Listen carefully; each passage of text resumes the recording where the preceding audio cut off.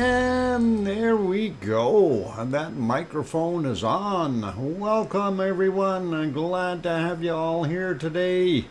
I'm your host, DrFox2000, and you're watching a VolcanoX live stream. And thank you for the wonderful welcomes from Kevin and Sue and Henry and Thor and Full Circle, Florida. You apparently have your neighbor there. Just throw rocks at him and you'll get him. He's not too far away from you, so it's all good. Anyway, welcome everyone. Glad to have you all on board today. And interesting stuff going on, but nothing too terribly serious. So our volcano world, somebody was asking, were there any outbreaks? And if you take a look on the screen up here in the top, you kind of see an older one that had happened, and there was some more activity as well, and we'll get to that just very quickly. And it's not only outbreaks that were of interest. There are new areas that have some lavally views. Well, we can't see them, but there's new areas that popped up full of lava all of a sudden.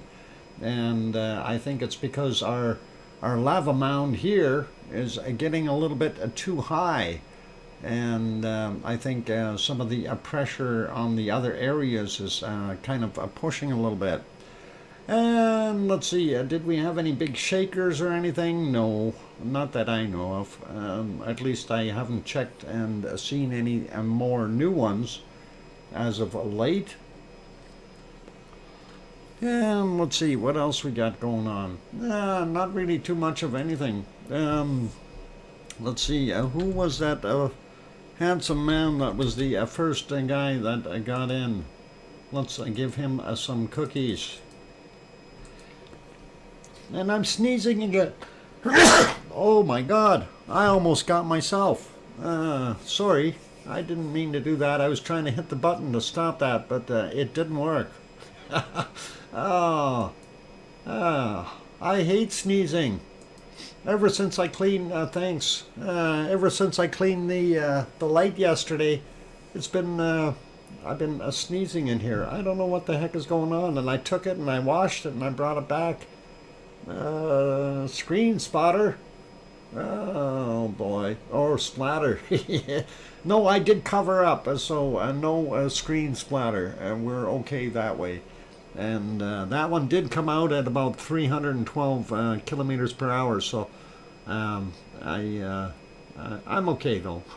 Well, Gesundheit. Yeah, danke. Anyway, so Henry got his cookies, and that is all good. He's going to share with everybody, he said, so that is all cool. And let's just say hello to everyone before we get on with the rest of the wonderful show. And we'll start out with Linda and Full Circle, Florida, aka Florida 360, and Hermione and Fluffy, and Kananaskis Country, and Sue Hayes, and Linda Schoof, and Phil, and Trevor, Wonky Donkey, and let's see, who else we got here?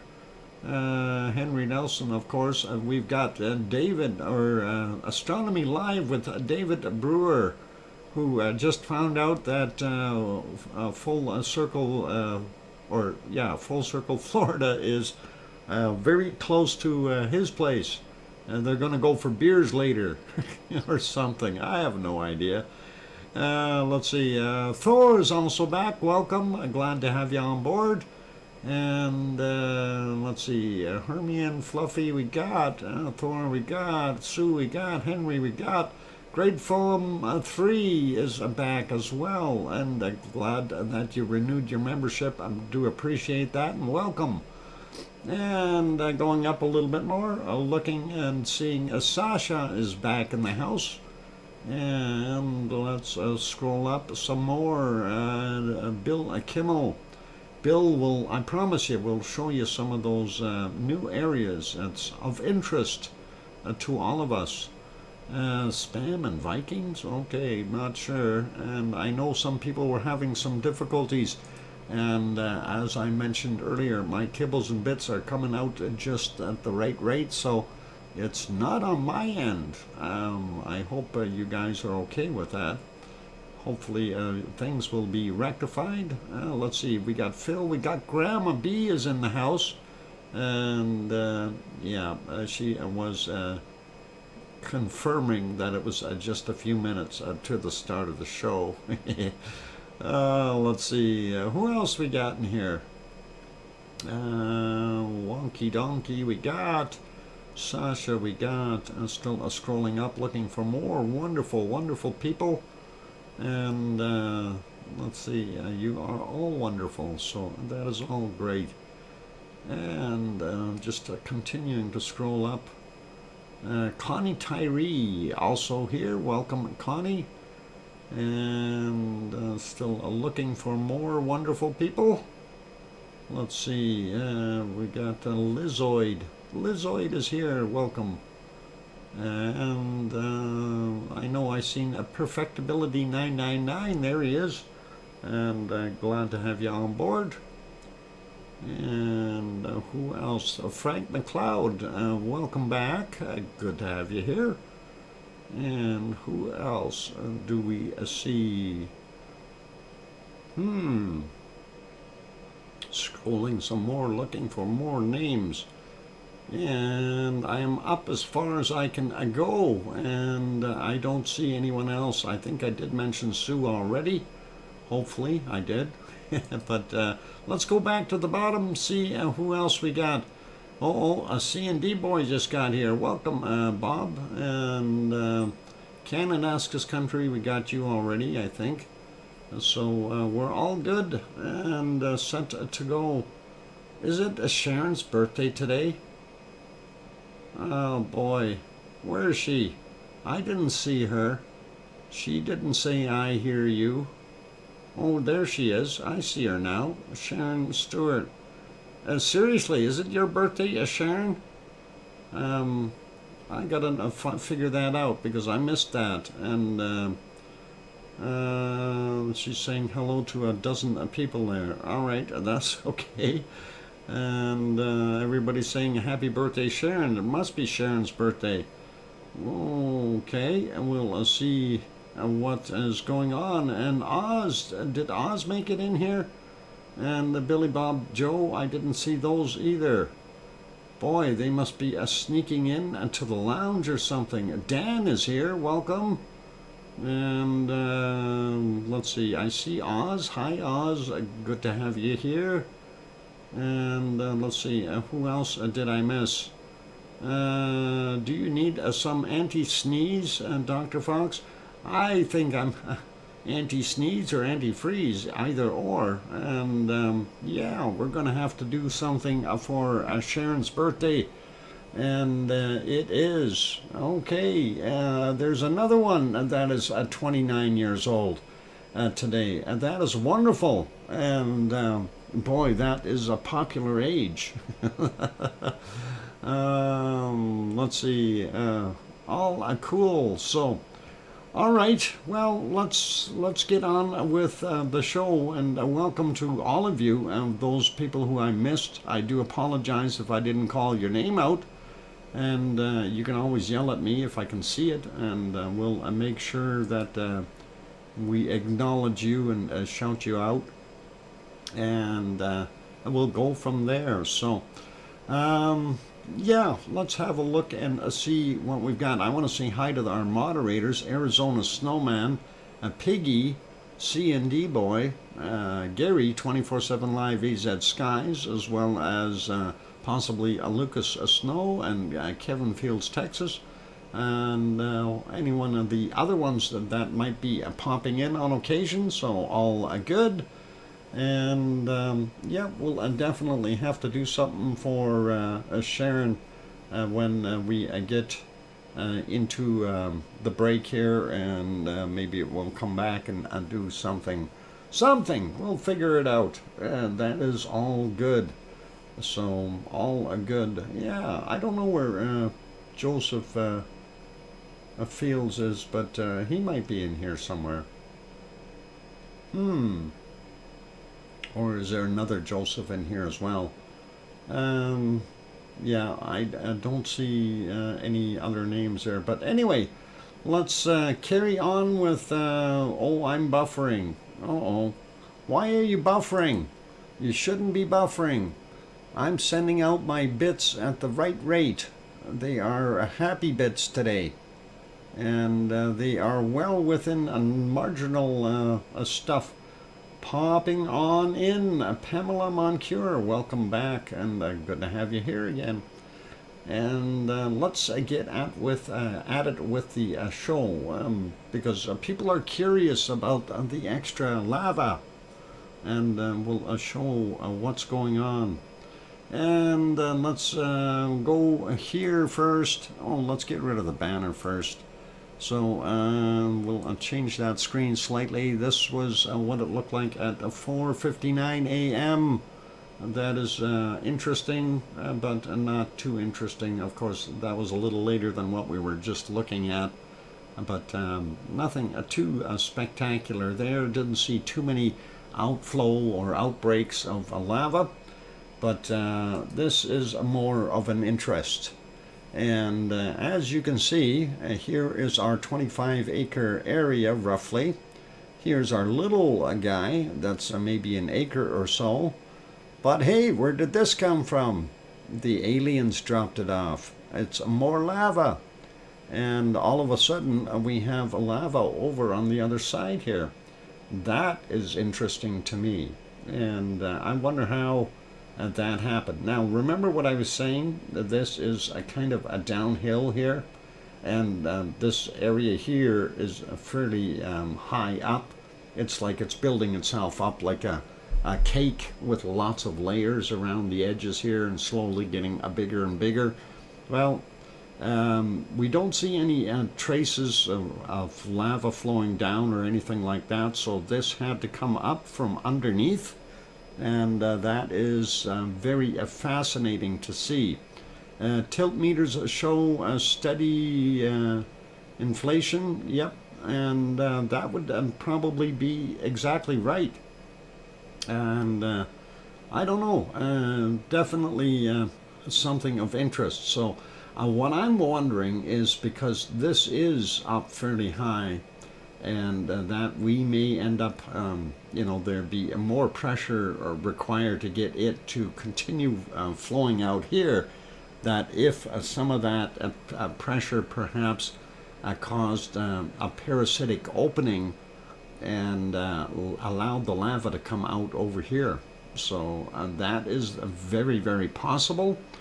And I don't know exactly where it would have emanated from, maybe on this end or that end.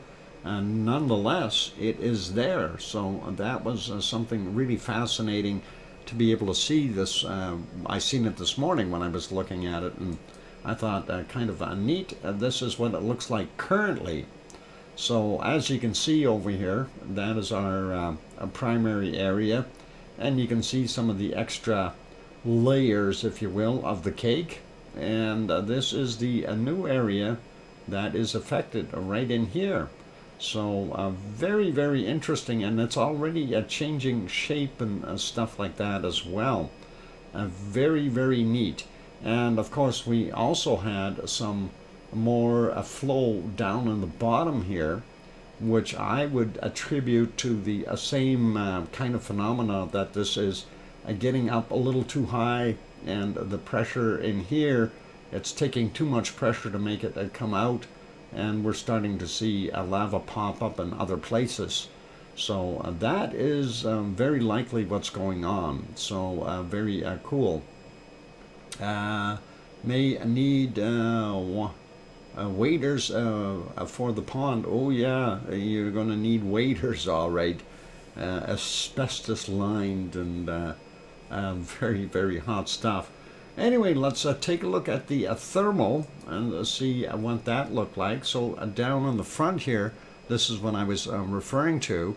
Unfortunately, the thermal is kind of directed over towards the original lava pond, and the other one is off on the left-hand side, so we're not going to see it.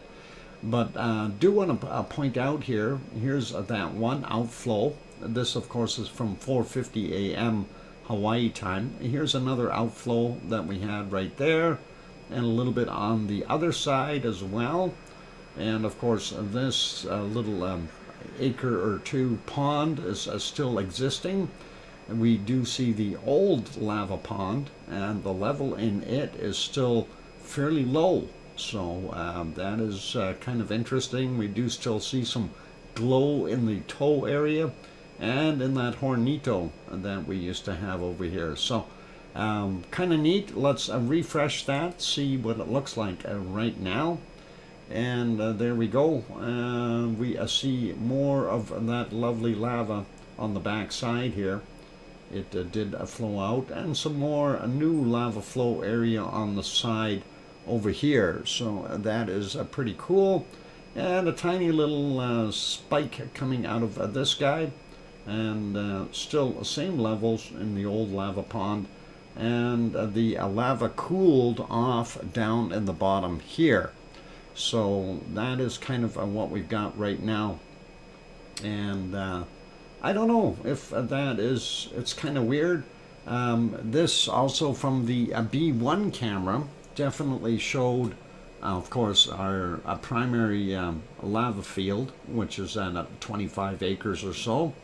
And there's the event. And then, of course, looking at the other side, here you can see the other area that is affected. And of course, you know, it's kind of a guessing game. How did it get there? And I'm still gonna consider, you know, that the pressure is getting higher because the elevation of our primary area in here is getting higher. And of course that is causing more pressure for it to pump up from underneath, and we ended up with a parasitic vent of sorts, forcing lava out on this side. So that's all I can think of right now. Have a few gators in the pond. We have a lava gator in our pond. A lava gator. Did you not see it? There's the lava gator. Let's put that back on live. You can see it a whole bunch better during daylight. But yeah, there's our lava gator. He's just stuck his head out and he's looking around. He's ready to munch. You can definitely see his eyeball up there. And there's his mouth and the fangs. So yeah, it's a lava gator. Definitely invisible. Anyway. Let's see. I'm doing fine in the Lurkers Lounge. Judy M., welcome back, and glad to have you here. Welcome also to a Big Toe. Doc looks like a pie with cracked crust. Could be. And remember yesterday we were seeing the outflow from about here, and there is one of those cracks. And we see another crack here, and I'm wondering what's going on. If you know, the uplift of this is forcing it to crack along these lines here, and that lava was flowing down into these spots. And I'm wondering if perhaps what's going on is that lava may have found its way over to the other new area. Again, don't know, you know, if there is a parasitic vent that has developed or whatever it could be. Hey, Chicky Gomberg also in here. Can someone screenshot the gator and email it to me? This one? You want this? We can do that. I can do that right now. And do you want a close-up? I can even give you a close-up. Let me do a close-up for you, and we'll do a little bit of a closer shot and that might help you out here. Give me a second, and we'll see how well we can do with this. And there, we'll also do this close-up shot so you can see the lava gator. Chicky, send me a quick email. That way I can get the email address, and I'll send both of those shots back to you once I get a chance. Okay? And I'll double check and make sure I got this one double. There we go. And okay, and that is a cool Doc Croc rock. Doc Croc rock. Okay, that works.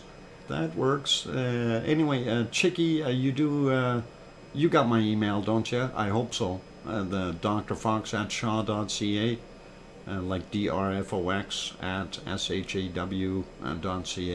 Should be there. And anyway, that is pretty cool. That's no gator. That's a no. That's a gator. He's submerged. He's waiting to bite any lava worker that comes too close, and that is all cool. Anyway, we'll work on that, and we'll maybe be able to show you what that gator actually looks like one day, once he comes out a little bit more. We'll see what we can doctor up. Get it? I'm going to doctor it up. Well, bad humor. Never mind. All right. Anyway, that is what we see there in Hawaii for today, you guys. So I hope that helps you out. It's a poopy. Don't be calling it bad things in here. This is stream is rated G. Remember that.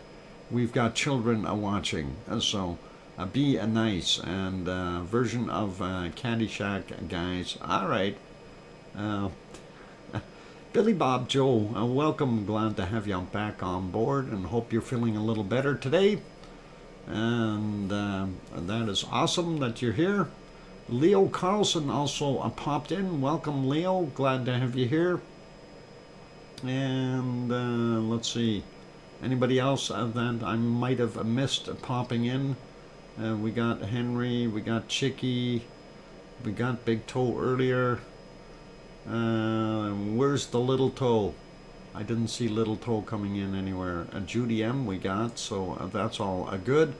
And let's see, Oz renewed her membership, saying hugs and love, lava lovers. Okay, and then Oz gifted a membership, and Gabby got that membership. Wow! And so I don't know if Gabby's here. I didn't see him yet, but Oz gifted one membership. Just writing that down. Thank you very kindly, Oz. And that is awesome. So very, very cool. And thank you. And of course, if Gabby shows up, we'll definitely say, hey, Gabby, you lucky guy. Or gal. Or anyway. Gabby, you lucky person. Politically, gotta watch out what I'm doing. All right, let's leave Hawaii. Let's go fly over to another wonderful place, and that is Mount Etna. And we'll take a look at Mount Etna and see what we have going on there. And just to kind of show you, Mount Etna, more lava flow, which is awesome. And it's relatively clear today. We can actually see it. This is also awesome. So very cool. If we bring that a little bit bigger, you can see that it is coming out. It's hard to see exactly where that's flowing from, so it is pretty cool. It's a he, doctor. Yeah, that's what I thought. Is Gabby here? Gabby, where are you? I don't see Gabby. I'm sure Gabby will come along. Goody, goody. Okay. Yep, it is. And I'm liking the fact that it was flowing a little bit. If we go back a little bit though, and a time they did capture that lava. Let's see, there was some clouds in the way, so it was pretty tough on this particular camera or this view. But there in Sicily, it wasn't too bad. They were zoomed way back when they started this, and then they zoomed in on it. And that is what they were doing. You can see it there. And then somebody decided, hey, let's zoom in. But I wanted to show you the moon. And let's do it there, that way. So a beautiful moon above our wonderful Mount Etna. And I'm not sure, is that Saturn? We'll ask Astronomy Live with David Brewer. Is that Saturn there above Etna? Just below the moon right now, or is that Jupiter? Could be one of the two, and I'm not sure which one it was. I didn't actually check. So that is what we've got going on there, and I thought it was pretty cool to see. And let's see, looks like the lava is taking a different path now. Yes, it is slightly. And I don't know if we can see too well on that shot, but let's go to the other one here, just so you can see. This one we can go back in a little bit and actually see where it was when it was flowing. And maybe, and there we go. Remember, $2 actually brought us something. Oh yeah, we remember that. That is a long time ago though, and the earth was still green, and there was unicorns and all kinds of things. That song, I remember that. Let's see, this may not work so well either. Yeah, they did have a lot of cloud in there today, so it's pretty tough to actually show you. If we actually go, let me see if we can do this. Actually, on this older video that I've got here from a couple days ago, we can show you that on here. And there, I don't know if you can see it, where that path is.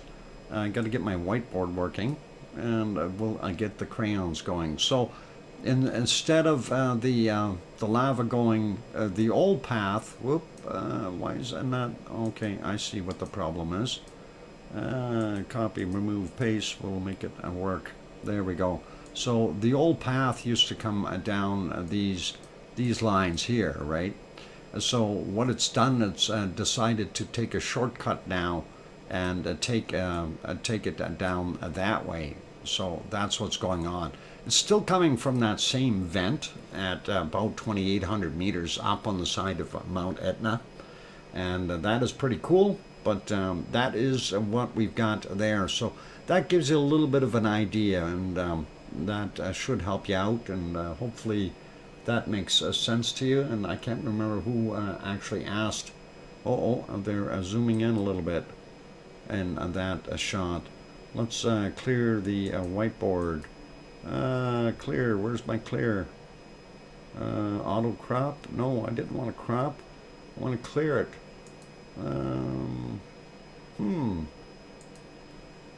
Auto crop. Oh, maybe, there it is. It was hiding it on me. Anyway, yeah, so right there, that is what we were seeing in this spot, and then it is now flowing down here because it is an easier path for it. So what it's done is, because it was moving so slowly, it's basically piled up in this area, and that caused it to change its course slightly. So that is pretty cool. The Navigator is an old and crusty lava worker named Lavanator. Oh, okay. He guards the lava from the lava pumper trucks. Wonky donkey, how do you know this? Oh, you haven't been out there with they've got an APB out on us over there. They won't let us get anywhere near the place. It's one of those things. Hey, Dave Crook also made it in. Welcome, glad to have you on board. Anyway, I'm going to put that one back on live so you can see that too. Hopefully that'll be okay.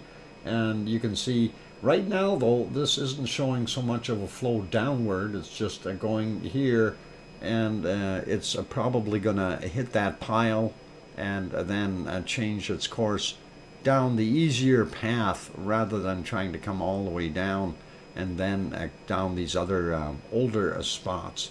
So pretty cool. Taking Chilo out? Okay, cool. Just watch out for gators, and always have a big stick when you go out there. Lay the pipeline to Iceland. We're working on it. 4 minutes. Thanks. Actually, it's 3 and now. And all good, Sue. Thank you. And I think that looks pretty cool, though, and being able to see the lava a little bit more in a little closer environment, and that is it right there. That is current time, 1:26 a.m. in the morning, 1:27 now, so pretty cool. And we do like that, and nice to see lava. Bacon is always welcome here. and that is pretty cool. We can go to Iceland real quick. Let's take a look at that real fast, and let me get on the right page here. I'm going to make that one bigger, and there it is. There is Iceland, and we will go make those other ones smaller real quick to save some horsepower. And where'd my Iceland go? Why is that so fuzzy on the screen? Oh, and that's my little screen, and they changed my stuff again. I hate that. I've got it set to what is it, 1080p. I think we can yeah, that's all we can do here. So anyway, that's what it looks like in Iceland right now. Earlier in the day it was raining, and this is about 9 hours ago that we're going to see, and you couldn't see very far at all. You know, not even to the shoreline. So that is what we've got, and unfortunately it is what it is. The other shot here is just buffering. I don't know why it's not behaving. Let's see if we can get that to be bigger, and you can see how much of a gloomy day it was there as well. So that's roughly about 9 hours ago, same as the other one. And let's go over to the other shot here of Katla, and Katla was not visible. Katla was in the clouds, and I'm just trying to pick the best place really quickly and show you what we've got. Look how foggy that is, and yep, definitely not any visibility whatsoever right now. And or then, and that is not good for us for volcano watching. And back to live, if we go over to the Reykjanes Peninsula, we do see the beam going by, and of course that is the big what do they call that, lighthouse. Anyway, we can see the 2 towers over there, the naval towers, and the lights of Grindavik. And of course, right over here, we've got our wonderful power plant, and it harnesses the steam. And yeah, if we go back about 9 hours, you can see it was kind of rough looking as well. And let's see if we can get to it. There we go. You can see all the low-level cloud and so on. Less snow there for sure. There's our steam vent, there's the power plant, and of course there are devices there to capture it right over here. And let's leave it at that. Everyone approve a short peek in. Okay, I'll assign that. And no worries, you're all approved there, Cookster. And we showed your pictures yesterday, by the way, just so you know. And they weren't left out. We do like the mean-looking pig that you made. It's just, I thought it was kind of cool. Anyway, going to put you back over to Hawaii. This, of course, is live from Kilauea. And I am going to go take a break. And, of course, I'm your host, DrFox2000, here in Edmonton, Alberta, Canada. For those who have not yet hit that like button, please do consider hitting the like button. That would be really, really awesome. And Full Circle, Florida, I did not miss your wonderful $2 super chat. And thank you kindly for that. And I just wanted to acknowledge you before the break here. And thank you, do appreciate it. Florida, there we go. And just writing that down just so I have a record of it. And on that friendly note, I'm going to go take that break. So hit that like button if you haven't done that yet. Subscribe if you haven't subscribed yet. And I am going to take a break of 5, 6, or 7 minutes, depending on how everything goes. And don't go away. Keep smiling, and I'll be back soon. Thanks. And here comes some music.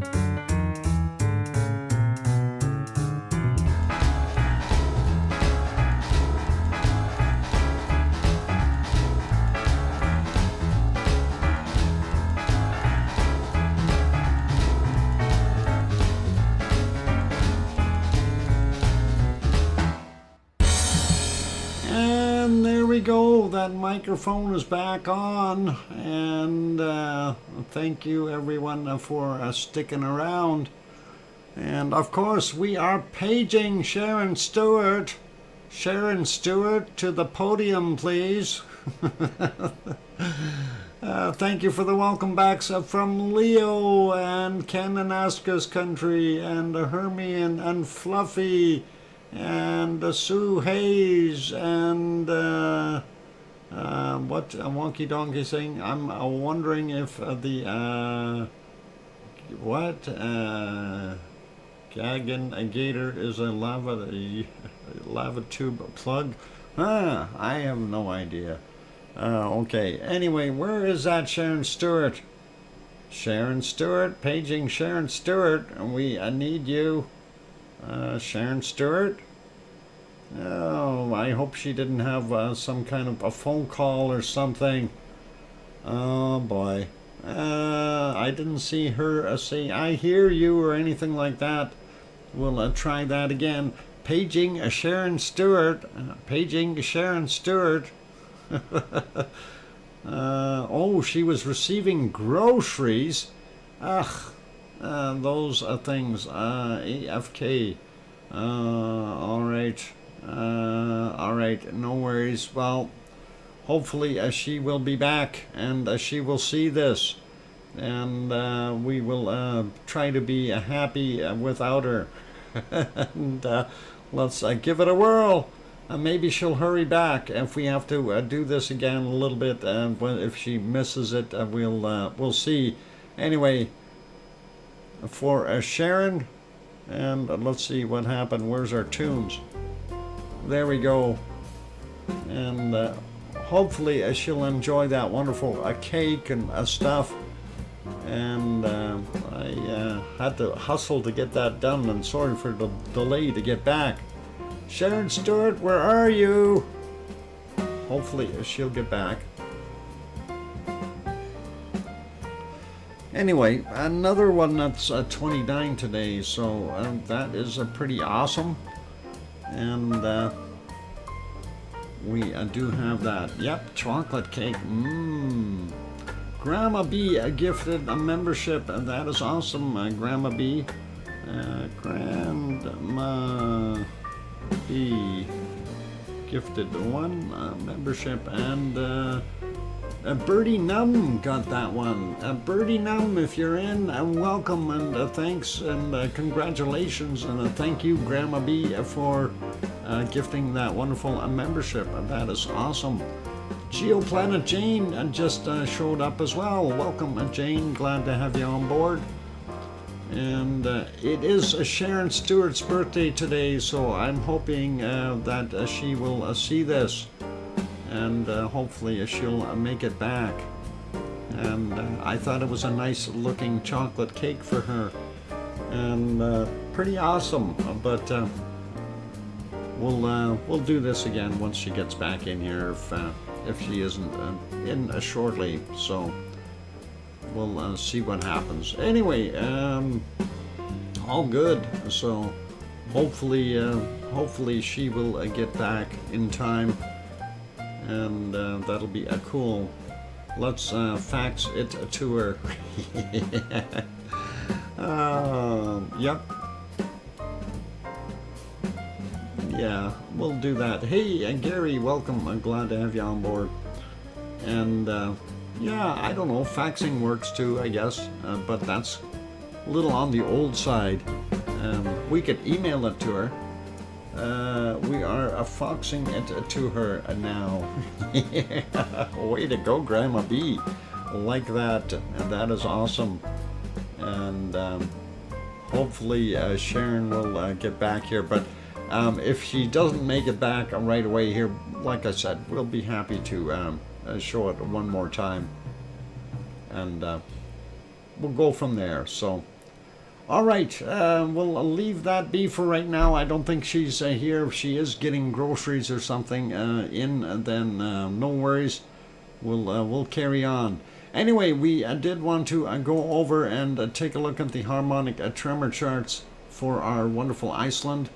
and we'll take a quick look at those and see how that has panned out. I'm just trying to get some other stuff working here again. The cake looks like fudgy magic. It did too, didn't it? I like that. It's interesting.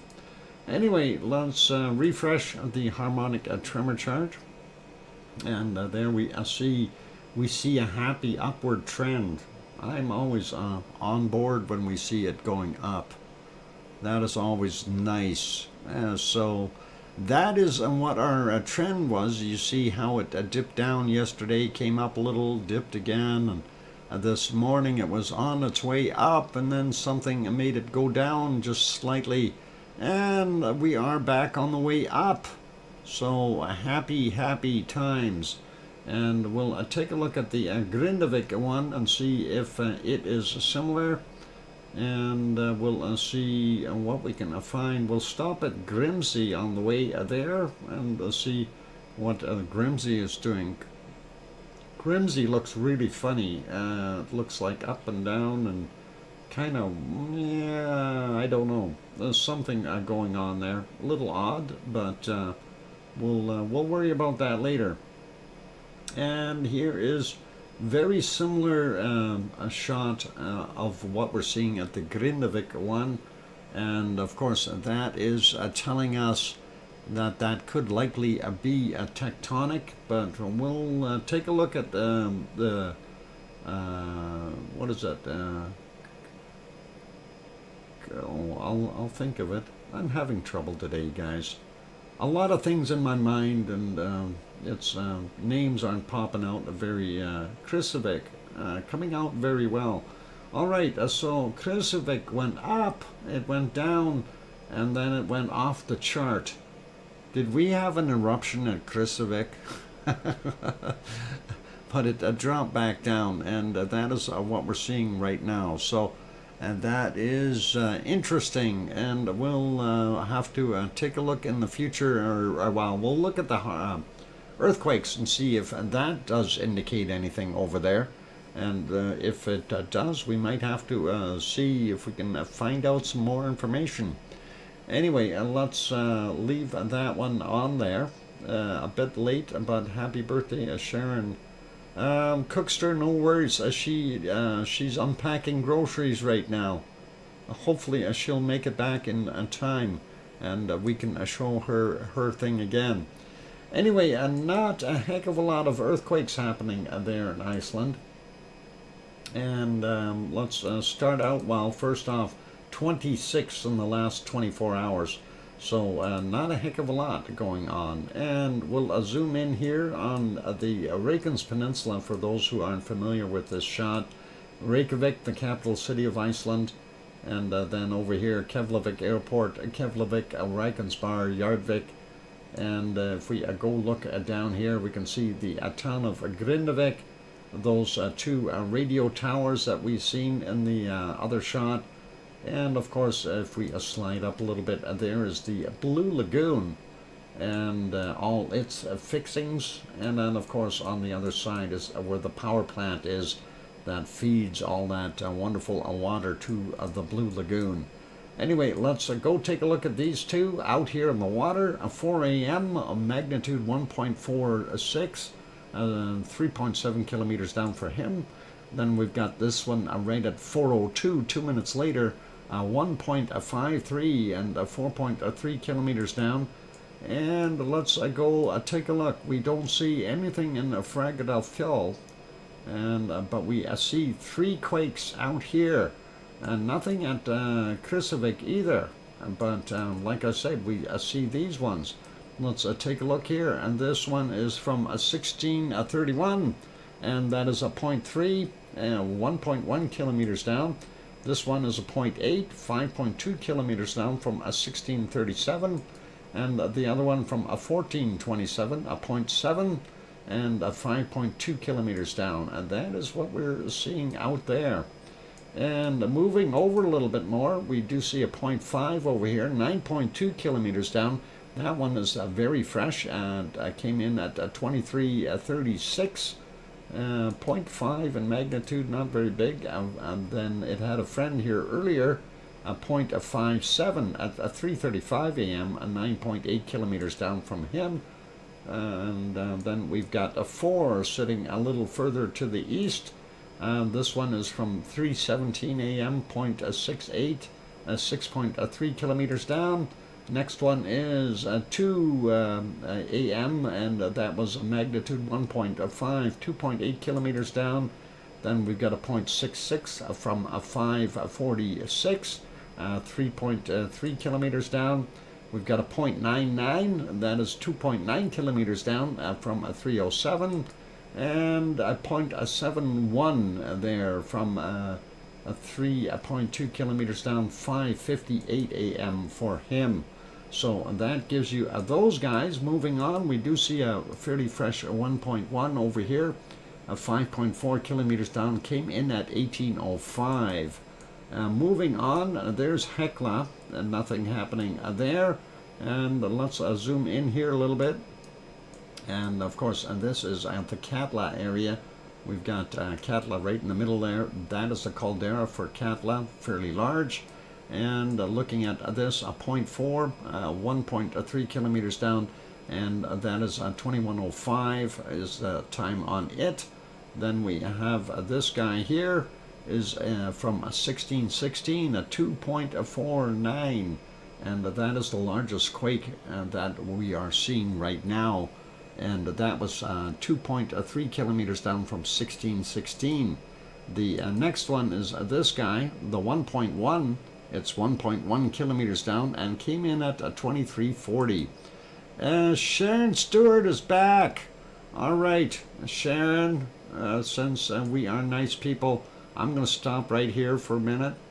And we are going to do this again since you ran away. And there. Okay. That is what we were trying to show you. We were paging you like crazy, but you didn't respond. I guess even the birthday girl has to go get the groceries. And thank you for making it back. And I has a birthday, a sushi, and coffee now. Woo! That is awesome. And you got a fudgy cake there, and some balloons, and the fireworks, and everything else. So you have to blow out those candles. Happy birthday, Sharon, and we wish you many, many more, and that is awesome. And yeah, a solid bit rate here, Tom. I don't know why it's buffering for you, so should be all right for most everyone else. Anyway, happy birthday, Sharon Stewart, and hopefully you'll have many, many more, and we'll see what we can do. Sharon loves a chocolate. Thanks so much. You are very welcome. And how did I know that? That cake looks pretty yummy. It really does. And I figured, yeah, we'll use that one. That's all cool. And fireworks and everything. Isn't that neat? 2 days in a row, lots of fireworks, smoke detectors going off again. Yep, sparklers, and very, very cool. And you are very welcome, Sharon. And hope you had a wonderful day, and hope you're going to enjoy that sushi that you got.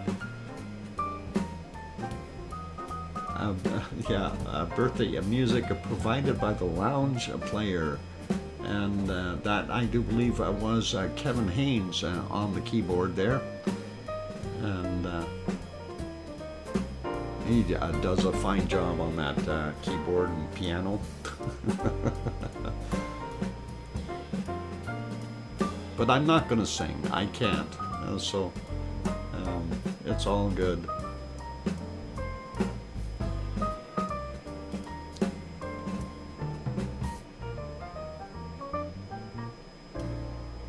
There we go.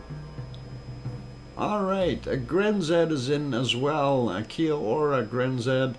And totes a yummy cake. Yeah.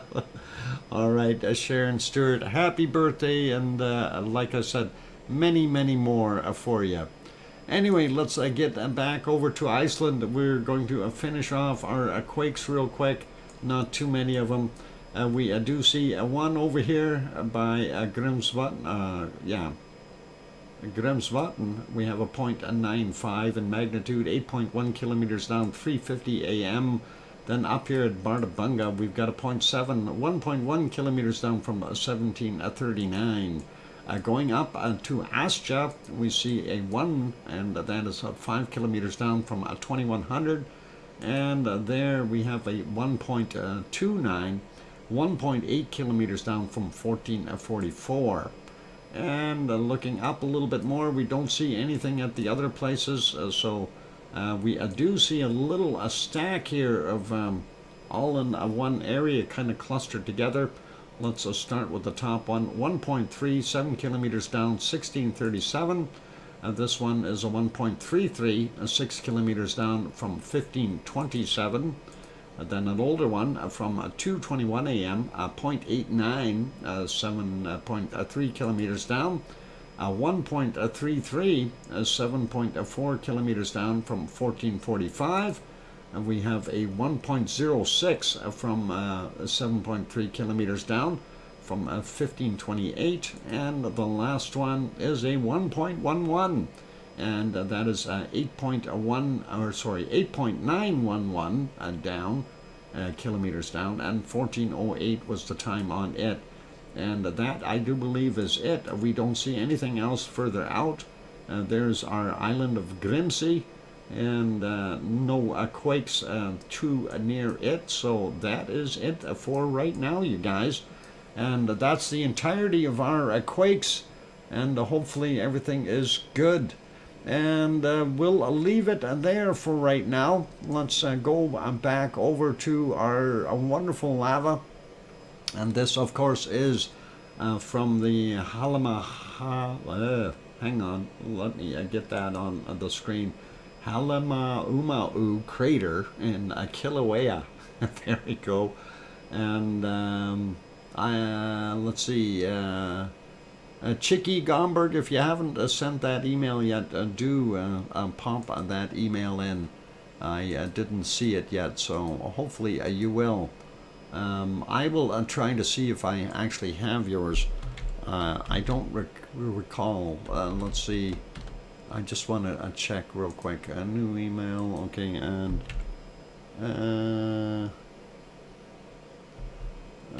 no, I don't think I have it, Chicky.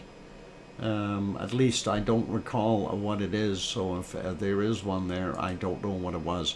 Anyway, that's okay for right now. If you do have that, please do email me, and we'll go from there. And for those good folks that are here, please, if you have not yet hit that like button, give it a quick bop. Also, if you have not yet subscribed to the channel, do consider subscribing, and that would be absolutely awesome. And that, of course, is if you feel we've earned it. On that friendly note, I'm your host, DrFox2000, here in Edmonton, Alberta, Canada, where it's starting to cool off outside. And we'll get back here in 5 or 6 or 7 minutes with bacon seeds. So keep smiling, you guys, and we'll have some bacon seeds when I come back. And don't go away. Thanks.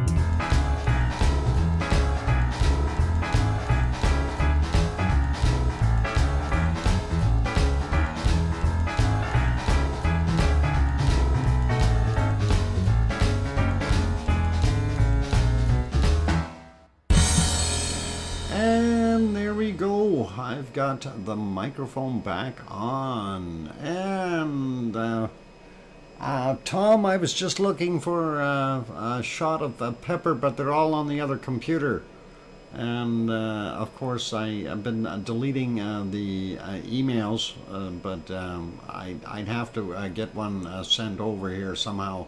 It'll take me a while to do, but if you can email one real quick of Pepper, that would be awesome. We can throw Pepper up on the screen so Jane can see what Pepper looks like.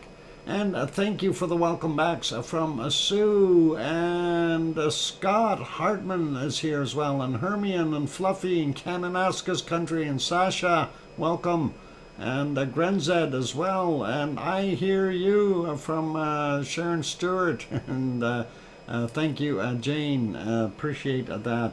So all good, and Susie is in as well. Good to see you, Susie. All right, let's get over to our bacon seeds. I did promise we would do that. So we'll get to the bacon seeds. And here we go.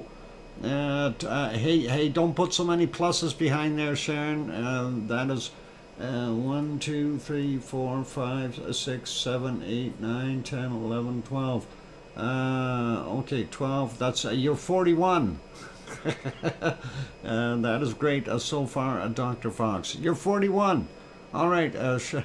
Sorry. Oops. 29. There we go.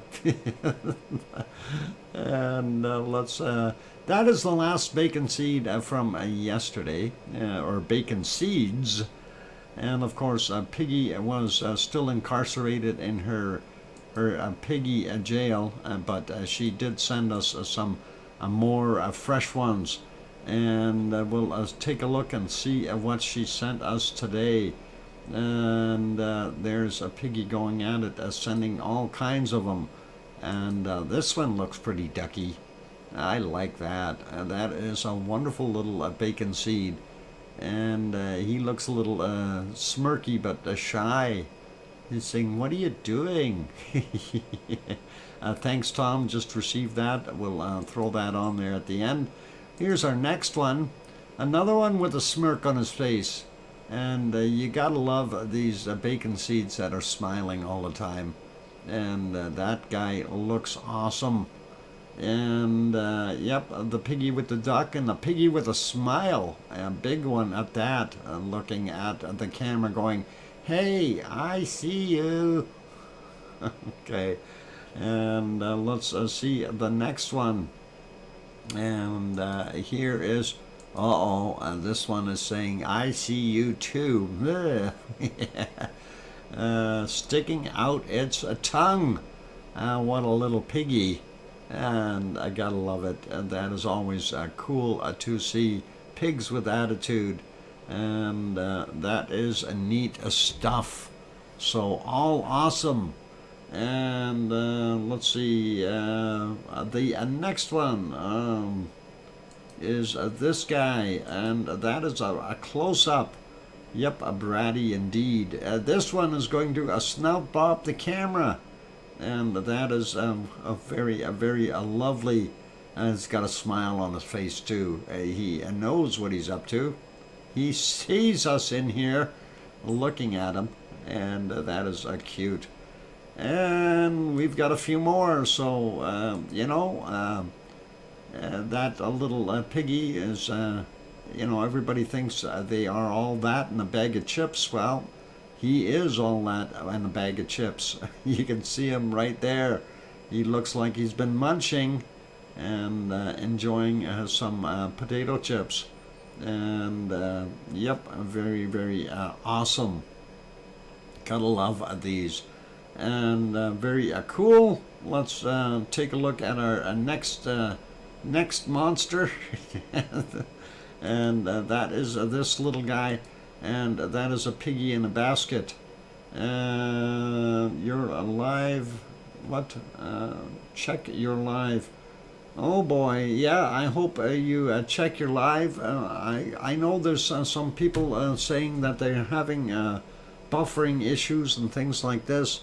I've been looking and watching my bit rate here. It has been quite steady, It's actually only deviating within about 10 or 20 bits, which is pretty normal for a stream, and nothing too outrageous. So hopefully that is all good. And I notice Sasha seems to be just a little bit lagged as well.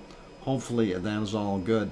Granzette, after the buffering, I had to click live again. Yes, that seems to be something that is going on as of late. Maybe some trouble with YouTube, and a tisket, a tasket, a piggy in a basket. You bet. And let's get to our next one. And he's just standing around on somebody's hind end. He's doing massage therapy or something. I have no idea. All is good here. Excellent, Jane. And that little guy looks like he's just wandering around doing this thing. Yep, a Thai massage. Possibly Sharon Stewart. I am not sure. Those little pointy trotters, though, could actually be kind of painful. Anyway, one more bacon seed, and that's it for today. And that is this wonderful one. And yeah, he's sleeping. And that is a little bacon seed in the hand. He's smiling, though. And I gotta love what the it was thinking a trotter massage. Yeah. Yep, pointy trotters. That definitely is something that you got to manicure those, otherwise they're going to hurt you. Anyway, there we go. That is pretty cool and pretty awesome. And yep, that piggy is a real handful, and that is awesome. That's our last bacon seed for today, you guys. So we'll leave them there, and we'll carry on and go to our next volcano. And that will likely, well, that's not really a volcano right now because it's not erupting or anything. But we'll check the Azores because we do have 2 volcanoes there that are doing their thing, and or not doing their thing. Anyway, we are in the Azores. This, of course, is one of the little villages here, and the bright lights is the harbor. And you can see the island of our lights off of Pico Island. And for those who are not familiar with this particular shot, let's see if we can get this working here. I did have to reboot earlier, so things are all over the place again. And you have to excuse me for trying to find things. There it is, and that is the daytime shot, or a daytime shot, to give you a better idea of what it looks like there. And of course those bright lights down in the harbor area make it difficult to see that. Anyway, you can see Pico Island with the Pico volcano there doing its thing all good. Hey, a Storm Chaser 1211 also made it in. Welcome, a Storm Chaser. And let's see if we can get the other picture to slide up a bit. Yeah, that'll work. And we will go over to the other shot, which is already after midnight, so we won't be able to see the waves splashing. But that is this little horseshoe or crescent bay that we see there. And just so you see what, oh, not this one, that's what it looks like during the day. And what we typically look for is our wonderful waves splashing in, but we're a little late. This camera seems to turn off at midnight their time, and I don't really know when they turn it back on. It's kind of odd that they do that. So all good though. Let's take a look and see if we have any earthquakes today. And no earthquakes, and that is disappointing. We'll make that screen a little bit wider. And of course, not on Sao George anyway. We don't see any new quakes as per the list down here. 24th was the last quake. So it's been quiet for pretty much 2 days there, and that is interesting. And let's go to the other map though, and I'm going to refresh that. I did refresh it earlier and I didn't see any quakes anywhere either, but let's refresh it and see if something happened since that last time I refreshed. And we'll take a look and see. No, I don't see anything popping up on the list here, so it is a no-go, and the Azores are quiet. And that, just so for those people who aren't familiar where the Azores are, they are right here at the junction of the mid-Atlantic ridge and of course the East Azores fault that heads off towards the gates of Gibraltar there.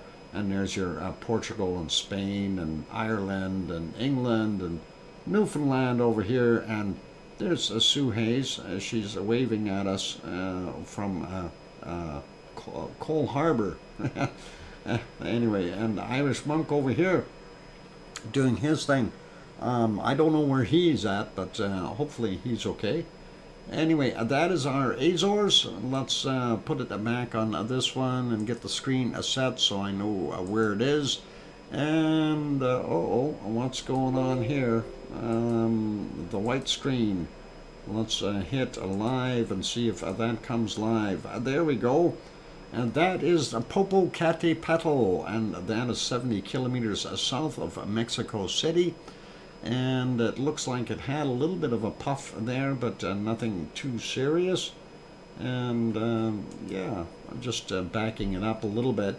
Don't see any lava flow or anything like that. Let's see if we can get that back a little bit more. And that should be right around there. You can just see it coming out. I am advancing it 5 seconds at a time just to make it a little quicker. Oh, I forgot to show a pepper. That's what I wanted to do. Jane, just so you can see what pepper looks like. Or everybody can see what a pepper looks like. Let's see. I'm going to do XX pepper and save. And we'll get that pepper on the screen just so you can see what pepper looks like. And I know we're kind of looking at Popocatépetl, but it starts with P as well, and pepper and Popocatépetl work together. And let's see if I'm in the right spot. And there's a pepper. And we gotta flip that. Let's flip it, and we'll go that way. And for those who need to see a pepper, there is a pepper. Pepper was on guard duty, but Tom took the picture and disturbed Pepper. So there you go, Jane, if you're still here, and that is what Pepper looks like. And Pepper is a German short-haired pointer, a very nice looking dog. So definitely cool. Anyway, we'll leave that. Jane, are you still here? I hope you were. And that is, yeah, it is a very, very nice dog. Definitely a trained bird dog or retriever of sorts. And also a seeing eye dog, and it knows how to type really well. So that is pretty awesome. Anyway, thanks Tom for sending that guy in, and that is all cool. So I think Jane may have taken off on us. I like the armchair. It looks comfy. Yeah, it does. Pepper is fast on the keyboard. You bet. Very quick. And we do have shots of Pepper on the keyboard on the other computer, but that's okay. We'll carry on with what we need to here. And of course that is Popocatépetl. Let's get back into the golden times here, where it was just off-gassing during sunset. And of course we did have some issues with being able to see it earlier. They did have some weather coming through, so We didn't see anything until we get back to about 11:20 or so, and it wasn't doing a heck of a lot at that point in time. Very small plumes coming out, 10:23 a.m. Looks like a little polar bear coming out of there, and I guess it's getting cold there in Popocatépetl. Let's see what else we got. I'm just going back here looking for a few more plume shots of sorts. And okay, Jane, you did see Pepper. Excellent. That is awesome. And I'm trying to find another shot here. There it is. And there's a little bit of a lava. Well, it's not lava. It's just tephra gas and the like popping out of there. Fairly quiet today for our volcano world. That, of course, being at just about 8 a.m. And I did not see a heck of a lot more. There was a little puff a little earlier as well, and that would be right around here, 7:37 this morning, and you can see that pluming out. So that is not a bad shot. And let's see what we have. Golden times in the morning were looking like that, fairly quiet as well, with just minimal off-gassing, and that's all we've got for Popocatépetl. Let's get over to Fuego. Fuego did just have a little pop a few minutes ago, and I'm trying to back it up. Let's see if we can get it back here. Maybe just a little bit further back. There we go. There's some people on the hill taking pictures as well, and there is what Fuego looked like. And we've got one bunny eating, and that was a pretty nice lava bombs flying out. That is pretty cool. And fairly heavy eruption, and lots of people taking pictures. So very, very neat. And lava and sparks. Thanks, Tom. 3 minutes. Got it. And we'll finish this one off in no time. And let's see. There were a couple more that weren't too bad looking. We just want to see them pop. And you can see the lights up on the hill. Those are photographers with flashlights. Let's let that pop properly. And you can see how those lava bombs are being shot out. Now you got to remember, this thing is 12,000, just about 12,300 feet tall, and when it shoots that material out, what we are seeing is from about 6 or 7 kilometers, or I think maybe 9 kilometers away. I'm not exactly sure of the actual distance, but the camera's on another mountain and looking over, and when we see those plumes rising, you know, when they get up near the top of the screen, you kind of have to wonder what the heck is going on. And it does look pretty awesome, but how high it is hard to tell.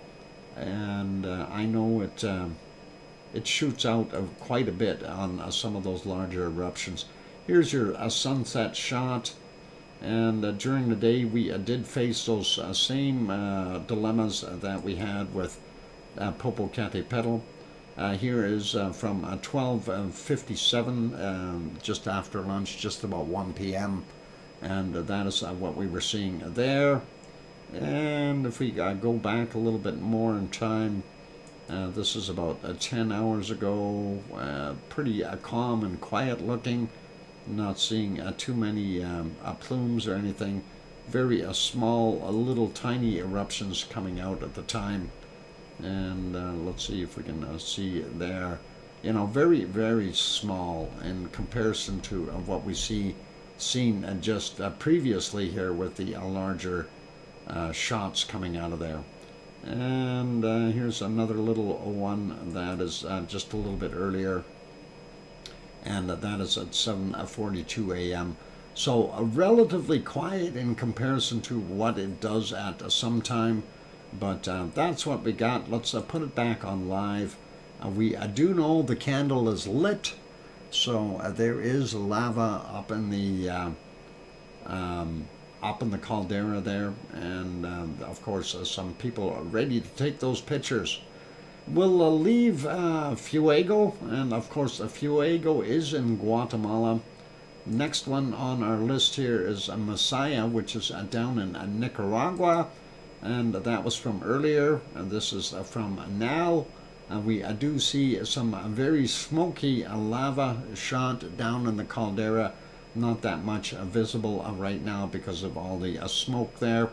And the last thing that we had was to report on Nevado del Ruiz, and it too was doing its thing, and those heavy SO2 plumes that we see, that's what they were kind of emanating from, and that is pretty cool. So this event took place at 7:10 a.m. January 21st or 23rd, I mean, and estimated 20,000 feet or 6,100 meters in altitude, and drifted to the north, and that's a pretty heavy plume. If we click on that, you can kind of see it a little bit better, and that is not so bad. I don't know if they had any other shots in there. Ooh, that one was kind of a neat shot, lightning and a volcano, but that is not the same one. That is not a few, or yeah, that's not Nevado del Ruiz. And here's another beautiful shot, just to kind of give you some of those shots that volcanodiscovery.com does have, and they are neat. And a little island fortress, and that's cool, and that gets us back to there.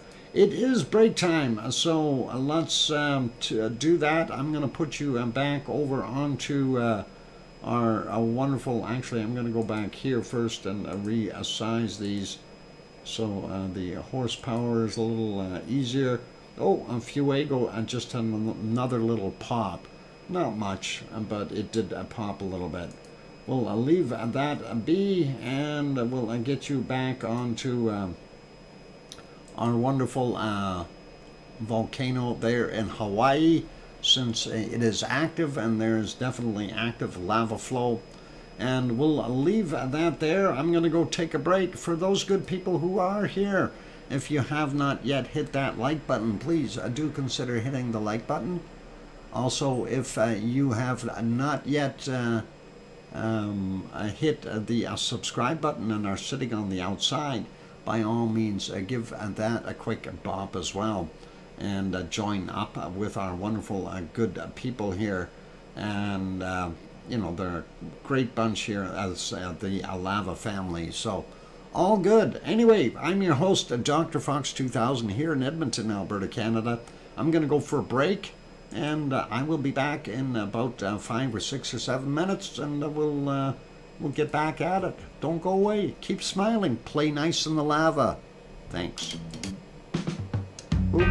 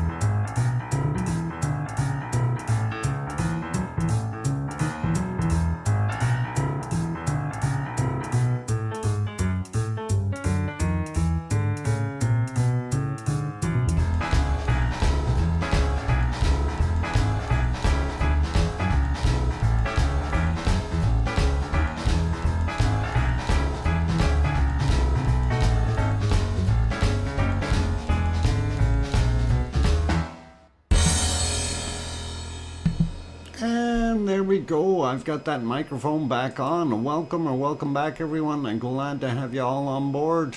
And good that you're all here still. At least 40 of you. That's excellent. And I'm seeing that likes are starting to go up. We are at 74. Thank you, Grenzed, for the welcome back, as well as Sasha. And I hear you, DrFox2000, from the birthday girl, Sharon Stewart, who is just 29 plus a few. And thanks, Kananaskis Country, as well. I appreciate that. All awesome. And let's carry on with our wonderful show. Next volcano we want to visit is, of course, Merapi. And let's see if, yeah, a few. No, don't say that. Don't say that. Just a few. That makes it sound better. And that is all awesome. Anyway, there we go. There is a Merapi on the screen.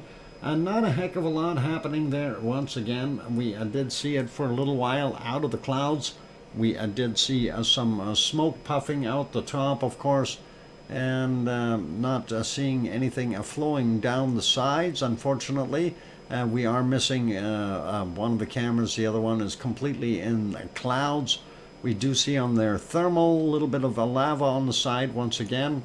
Thanks, Tom Caruso from wonderful Brisbane, Australia. And Oz was in here as well, but I don't know if Oz took off or fell asleep or is out suntanning or something. I think it was hot there yesterday. But welcome, Tom. Glad to have you on board.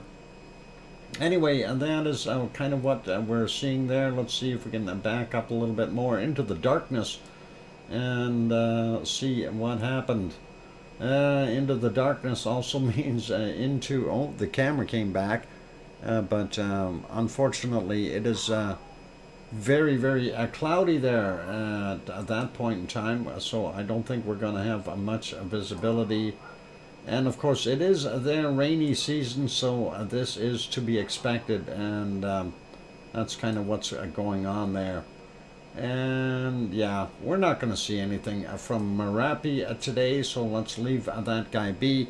Next one we're going to pop over to, of course, is Ruapehu. And that is where Grenzed drove past. And of course it's raining there now. And we see what it's doing. It looked like they've got some pretty heavy-duty rain over there right on Mount Ruapehu. And hopefully it will clear up a little bit and be nice and all that nice stuff. But let's see if we can see anything from this morning. I don't think we could see much of Ruapehu at all. There's a little bit. The bottom half at the top covered in clouds. Let's go back a little bit more. Oh, there it is. We can see it. And there, it's kind of far away, but 8:10 this morning. It was in the clear and not too many clouds. That's a little earlier. So there we go. You can see it, but nothing happening there right now. Not going to worry about it. And let's see what the other shots are.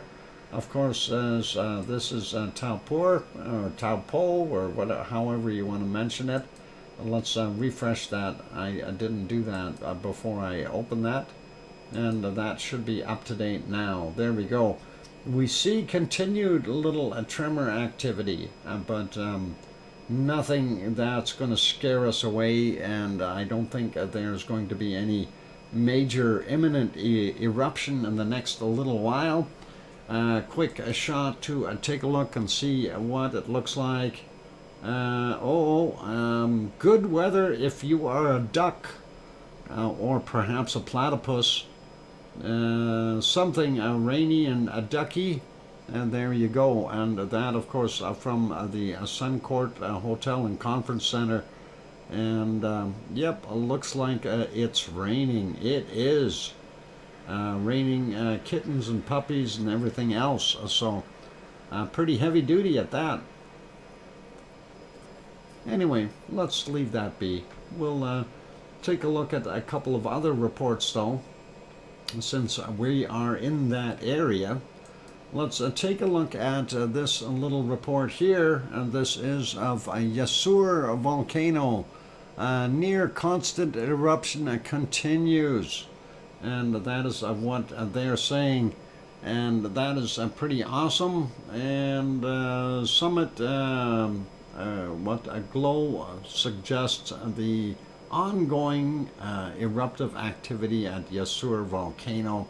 Image from Sentinel-2 and True Color plus IR. And you can see the, let's make that a little bit bigger. You can see in the image right there, that's what we are seeing. And that is Yasur. And Yasur, that's what it is, Yasur. Let's take a look at the other shot that they had. Multiple images here.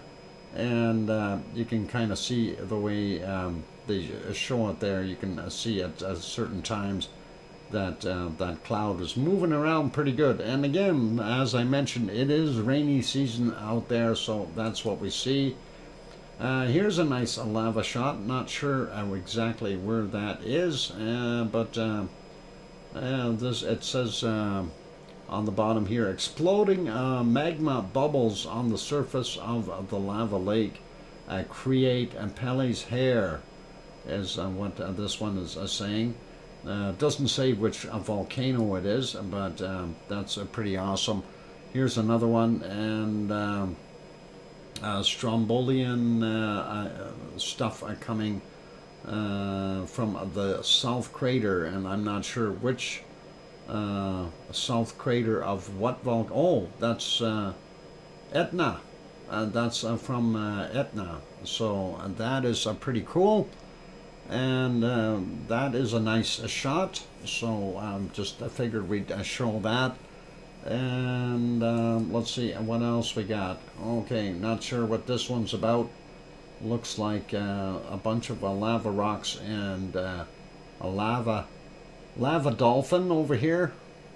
He's doing his thing, and I don't know what else to see in here, but some lava turtles, and well, oh, this is a real turtle maybe. Oops, that's not a lava turtle. All right, let's see. That's back to the original picture. So let's leave that one be. While we're here, let's take a look at the other report here. Krakatoa, or son of Krakatoa. And that is what we were seeing there on the 26th at 3 minutes after midnight. And that, if we make that a little bigger, you can see what that is looking like. So it continues to be active, and there we go. Short but intense lava fountain at Krakatoa volcano last night, and the image courtesy of PVMBG. So there we go. And let's see, this one is from later on at 6:34. You can see that it is continuing to do its thing, and that is a pretty heavy ash plume. And that's another one. So that is what we've got, and there you can see it from Sentinel-2, and that is from January 12th, so a little bit older, but you can see the surrounding islands, and those of course are the caldera from the original Krakatoa volcano, and that is Krakatoa, I mean, and that's what we've got there. So it looks pretty awesome. What else they got? Not sure what that is of. Kind of squiggly lines in the water. Maybe snakes or something.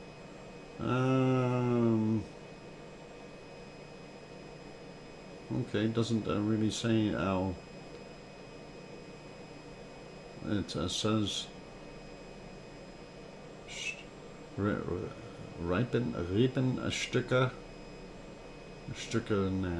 I don't know what that is or translates to. Anyway, this was another one, fairly nice What volcano was this at, or does it say?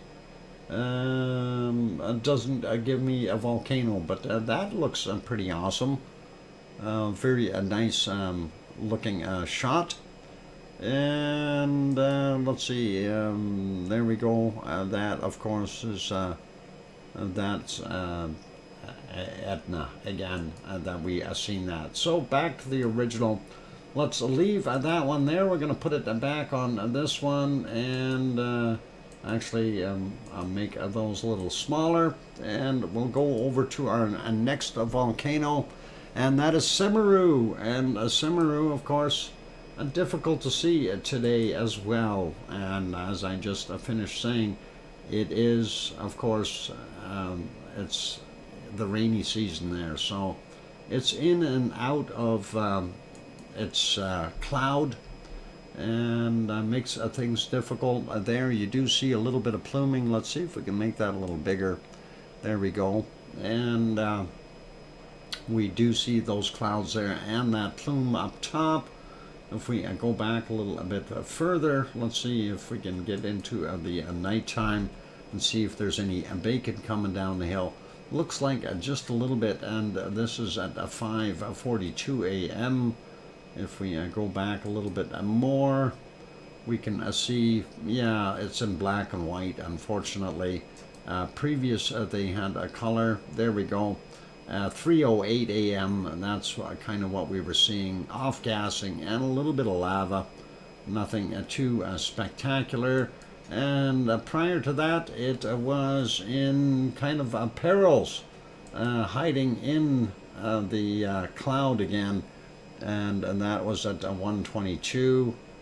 And prior to that, nothing. Very bad visibility.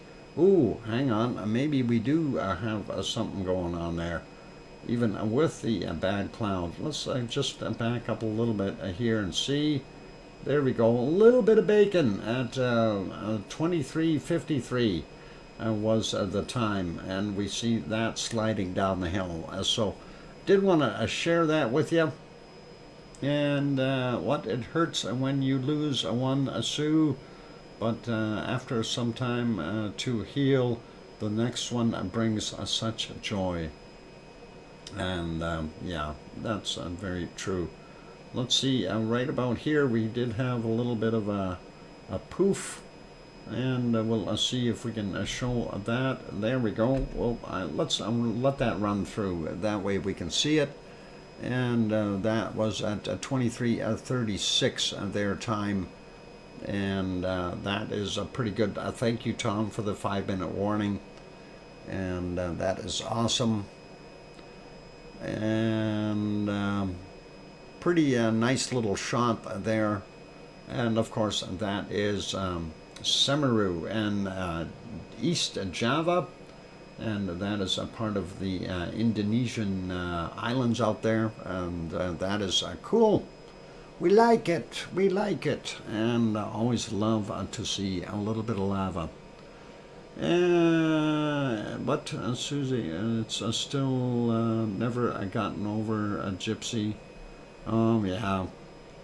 Hard to lose an animal. And, you know, a lot of you that are here don't, well, you probably heard, but you know, my wonderful BB, the rabbit, you know, it was last April that she was attacked and taken by a coyote, and it doesn't matter what animal it is, you know, it does hurt you for a while.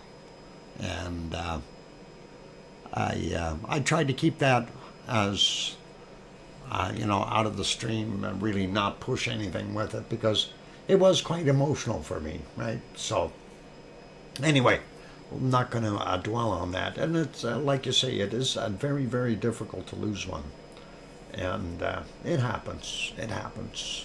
So anyway, let's continue on. We are looking at Semeru, and yeah, it's all good. So I will leave it there, And I did want to see if Madame Rutsa had her stream up and running for a Ta'al, and no, we don't have any Ta'al today, so unfortunately no Ta'al, unfortunately. So we'll leave it as that, and we will go visit Japan after the break. For right now, we'll put you back over to our wonderful Kilauea, and that is the Helima Uma'u crater, and we can see the lava output continuing there, and that is all awesome. And I watched a decent video on GeoHub today, a Geography Hub, about the big cracks that they have there on the island, on the big island of Hawaii, and was very interesting and informative. So Geology Hub, if you haven't gone over and had a good look, that might be something to do. Judy M says, have to go, have a good night. Good night, Judy M. and McClellan. You take care, and we'll see you tomorrow, we hope. And that is all good. Saw that too, Doc. Okay, cool, Tom. So you know which video I was referring to. And yeah, it was pretty interesting to see those very, very long cracks, or fissures, if you will, and some of them as wide as 50 feet in places. Pretty wild to see that. Not saying that the island's breaking apart. It's just it is the way the geology is there, and that is what happens. Anyway, I'm going to go take that break, you guys. So for those who have not yet hit that like button, please do give a quick shot on that like button. Also, for those who have not yet subscribed, do consider subscribing if you feel we've earned it. And on that friendly note, I'm your host here in Edmonton, Alberta, Canada, and we're going to take a break. We'll be back in about 5 or 6 or 7 minutes. Keep smiling, play nice in the lava, don't let the gator get you, and I'll be back. Thanks.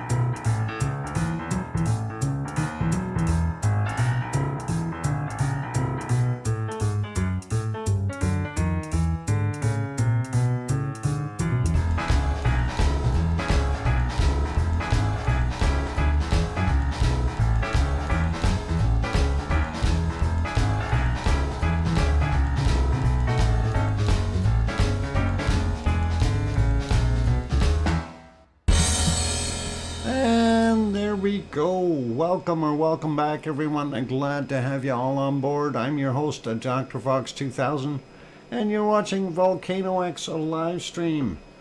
And why does that picture look like it went fuzzy on me? No, still not the same quality rate. Maybe it's just my eyes. Anyway, thank you for the welcome backs from, let's see, we got I Hear You, DrFox2000 from Sharon Stewart, and thank you, Sue Hayes and Susie in Kananaskis country. I'm in okay, back in the lounge. All right, no worries, you can be in the lounge. All cool. And let us get over to Japan, because that is where we got to go next. It does look fuzzy. Yeah, okay, so it's not my eyes in old age. And it is kind of that way. It does that once in a while, and I think, right around sunset where the light starts going a little dimmer, the camera doesn't readjust the focus as well, and the smoke may be in there as well. Yeah. Who was that masked man? What masked man? I didn't see any masked man. And anyway, let's get over to our wonderful Japan. And there's Japan. And it is 11:09 in the morning there in Japan. And of course we see kind of a gloomy day there as far as cloudiness, and we see the off-gassing of that wonderful volcano. And let's quickly check, is the ice cream boat in there? Hang on, I'm on the wrong screen on my stuff. There we go. Ice cream boat, where are you? Yes, both of them are there. One is just docking as well. So, yep, you get double ice cream today if you go zip down there, and that is all cool, and that is good. And we see that smoke is coming right towards this camera as well, and that is not so good, and it makes it hard to see these things. So, yeah, fog. I tried to catch fog once, but I missed. 10, that's punny, very punny. Oh, I bet you couldn't see what you were doing either, could you? Oh, never mind. Oh, bada-bum. Yeah. Anyway, that is what we were seeing there. I see those birds are flying around, and kind of backing up a little bit for the morning. We did see that it looked very, very similar to what they had going on yesterday. And that is about there 8:06 this morning. If we back that up a little bit more, you see where that plume is headed, and all good. But it's one of those things. And anyway, going back a little bit further, you can see that very gassy that thing is. And if we go into the nighttime view, hard to tell because we got those extra lights in there, and once we get out of those lights, it's still very, very difficult to see anything. And unfortunately, not that great of a view. We can go back quite a ways here on that stream, but it doesn't help much when you can't see anything. So let's put that one back on live. That is what the present view is of Sakurajima. But I did make a short clip from yesterday's, technically for them. It is the 27th there now, and the one I did was the 26th. And I'm going to play that now. It is got some music with it. It's 2 minutes long. We'll let it play, and you can watch the boats bob back and forth, and the ash plumes continue and all that. So I do see about 150 people already watched the video, so some of you may have seen it, but here it is.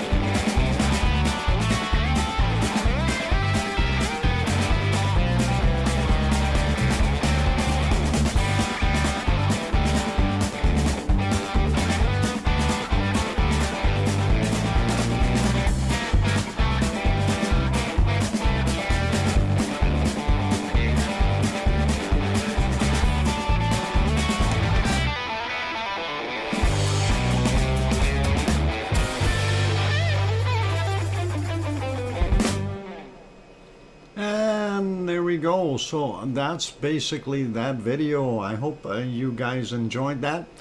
And yeah, I figured, we'll get something going anyway. And did definitely whip along there fairly well. And I think I used the appropriate music to accompany that. The smoke and the boats and everything else, and kind of a whole big show as far as everything going through it. But definitely a lot of dark plumage coming out. Music was a great match. Thanks, Grandma B.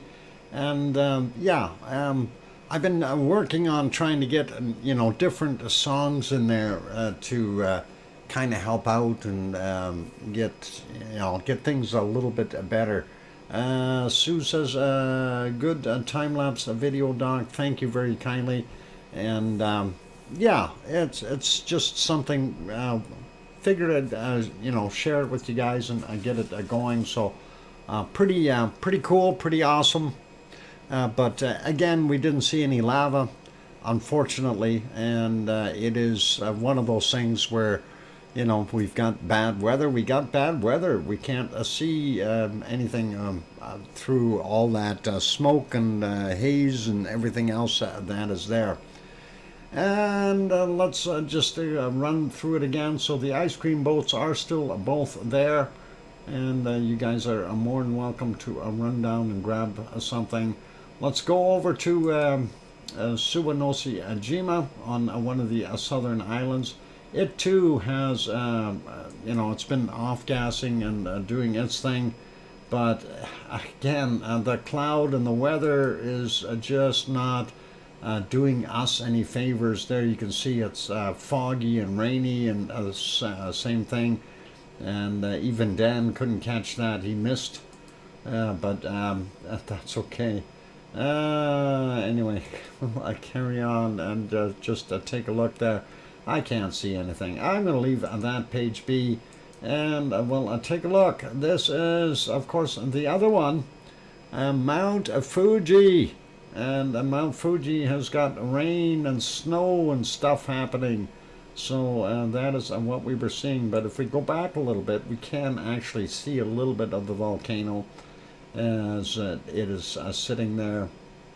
And a little earlier there, it had a funny cloud on top of it, a lenticular style cloud, but it was elongated. I think it was a very large mothership parked on top, and that's kind of what it looked like.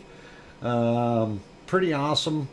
I just figured we'd show that, and I did look earlier, and I thought, hey, that's got to be the mothership parked on top, and that is all cool. Anyway, we'll leave it be for right now, and let's go over to Yellowstone. And there is a Yellowstone with the bigger picture, but Yellowstone had very inclement weather as well, so it didn't do us very good favors either, unfortunately. So we're not batting 100 at all with any of the volcanoes today, seeing anything happening there. Let's go over to our earthquake map and see what we've got cooking on that one. I'm going to find it on my screen first, and there we go. And just had a quick peek just to see if there's anything new and red and exciting, but no. We'll start out here, though, in North America. Well, actually, the Aleutian Islands. We see up here, we did have a 5.1 up near Atka Island, or south of Atka. And that happened at 9:41 a.m., 10 kilometers down. So fairly a large quake there on the right on the fault line. And of course, that is the Pacific plate subducting underneath the North American plate up there. And we follow things down. We don't see anything new or major along the western coast of US or Canada, and nothing there. We do see a little one here, 3.2 in Texas, and I always thought everything's bigger in Texas, but maybe not. Maybe earthquakes aren't yet. We do see this one over here, and that is in Oklahoma, near Fairmont, Oklahoma, just a 1.6. I doubt that anyone ever felt it. And we'll slide down a little bit further into our wonderful South America. Here in Ecuador, 4.1 from yesterday, 21-29, 10 kilometers down. 4.6 also in Ecuador from 2016, 77.7 kilometers down.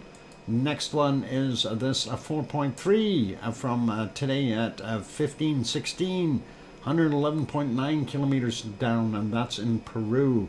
We don't see anything else new there, so let's move over to New Zealand. And looks like nothing new in New Zealand itself. We go out here though, Kermadec Ridge, we had a 4.6, and that is a fair size quake. Happened at 3:45 a.m., 135.7 kilometers down, and underneath that it had an aftershock, I think, or maybe a foreshock. That was a 4.5 from 2107, 35 kilometers down.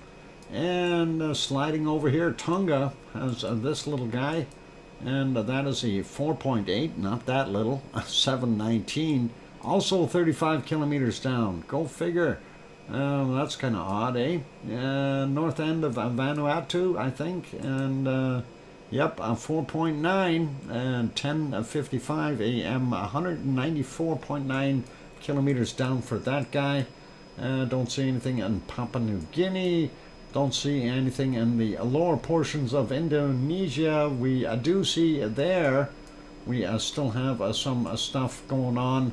4.9 there, that same whole zone, and that was yesterday's 23:33, and then we also have a 5.7 from 21:23, and that's 35 kilometers down as well. Sliding up a little bit more, we'd see 4.9 there, 6:54 a.m., 10 kilometers down, and that is just about in Taiwan, but they call that Japan yet, Japanese islands. And we've got this guy here, a 4.5 in the Izu Islands of Japan from 9:45. That one is 481 kilometers down. Now, we didn't look at Hawaii. Let's do a quick peek there, and we'll see what we've got. We don't see any quakes over by Kilauea at all, and that is kind of depressing, and that may indicate that we're seeing something come to an end soon, maybe. We'll see, unless the lava just keeps going. Doesn't need quakes if it's got enough pressure, just constant pressure pushing up the lava. Anyway, we do see this one, 2.1. I'm just going to run through these. They're all between about 26 and 37 kilometers down for the Pahala area. So size and times is what we're really looking for. So 2132 for this one from yesterday, 2.1. Then we got a 2.3 here from today or yesterday as well, 2243.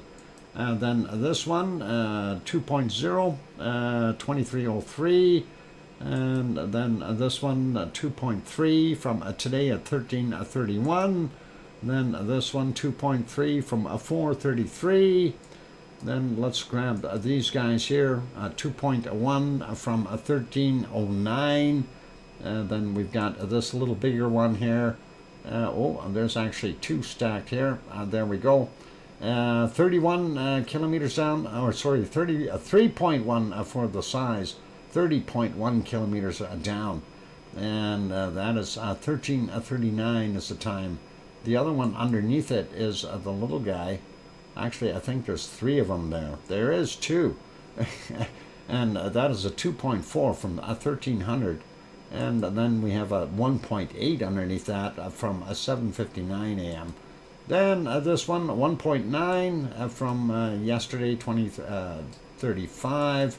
And a 2.1, sorry, 9:54.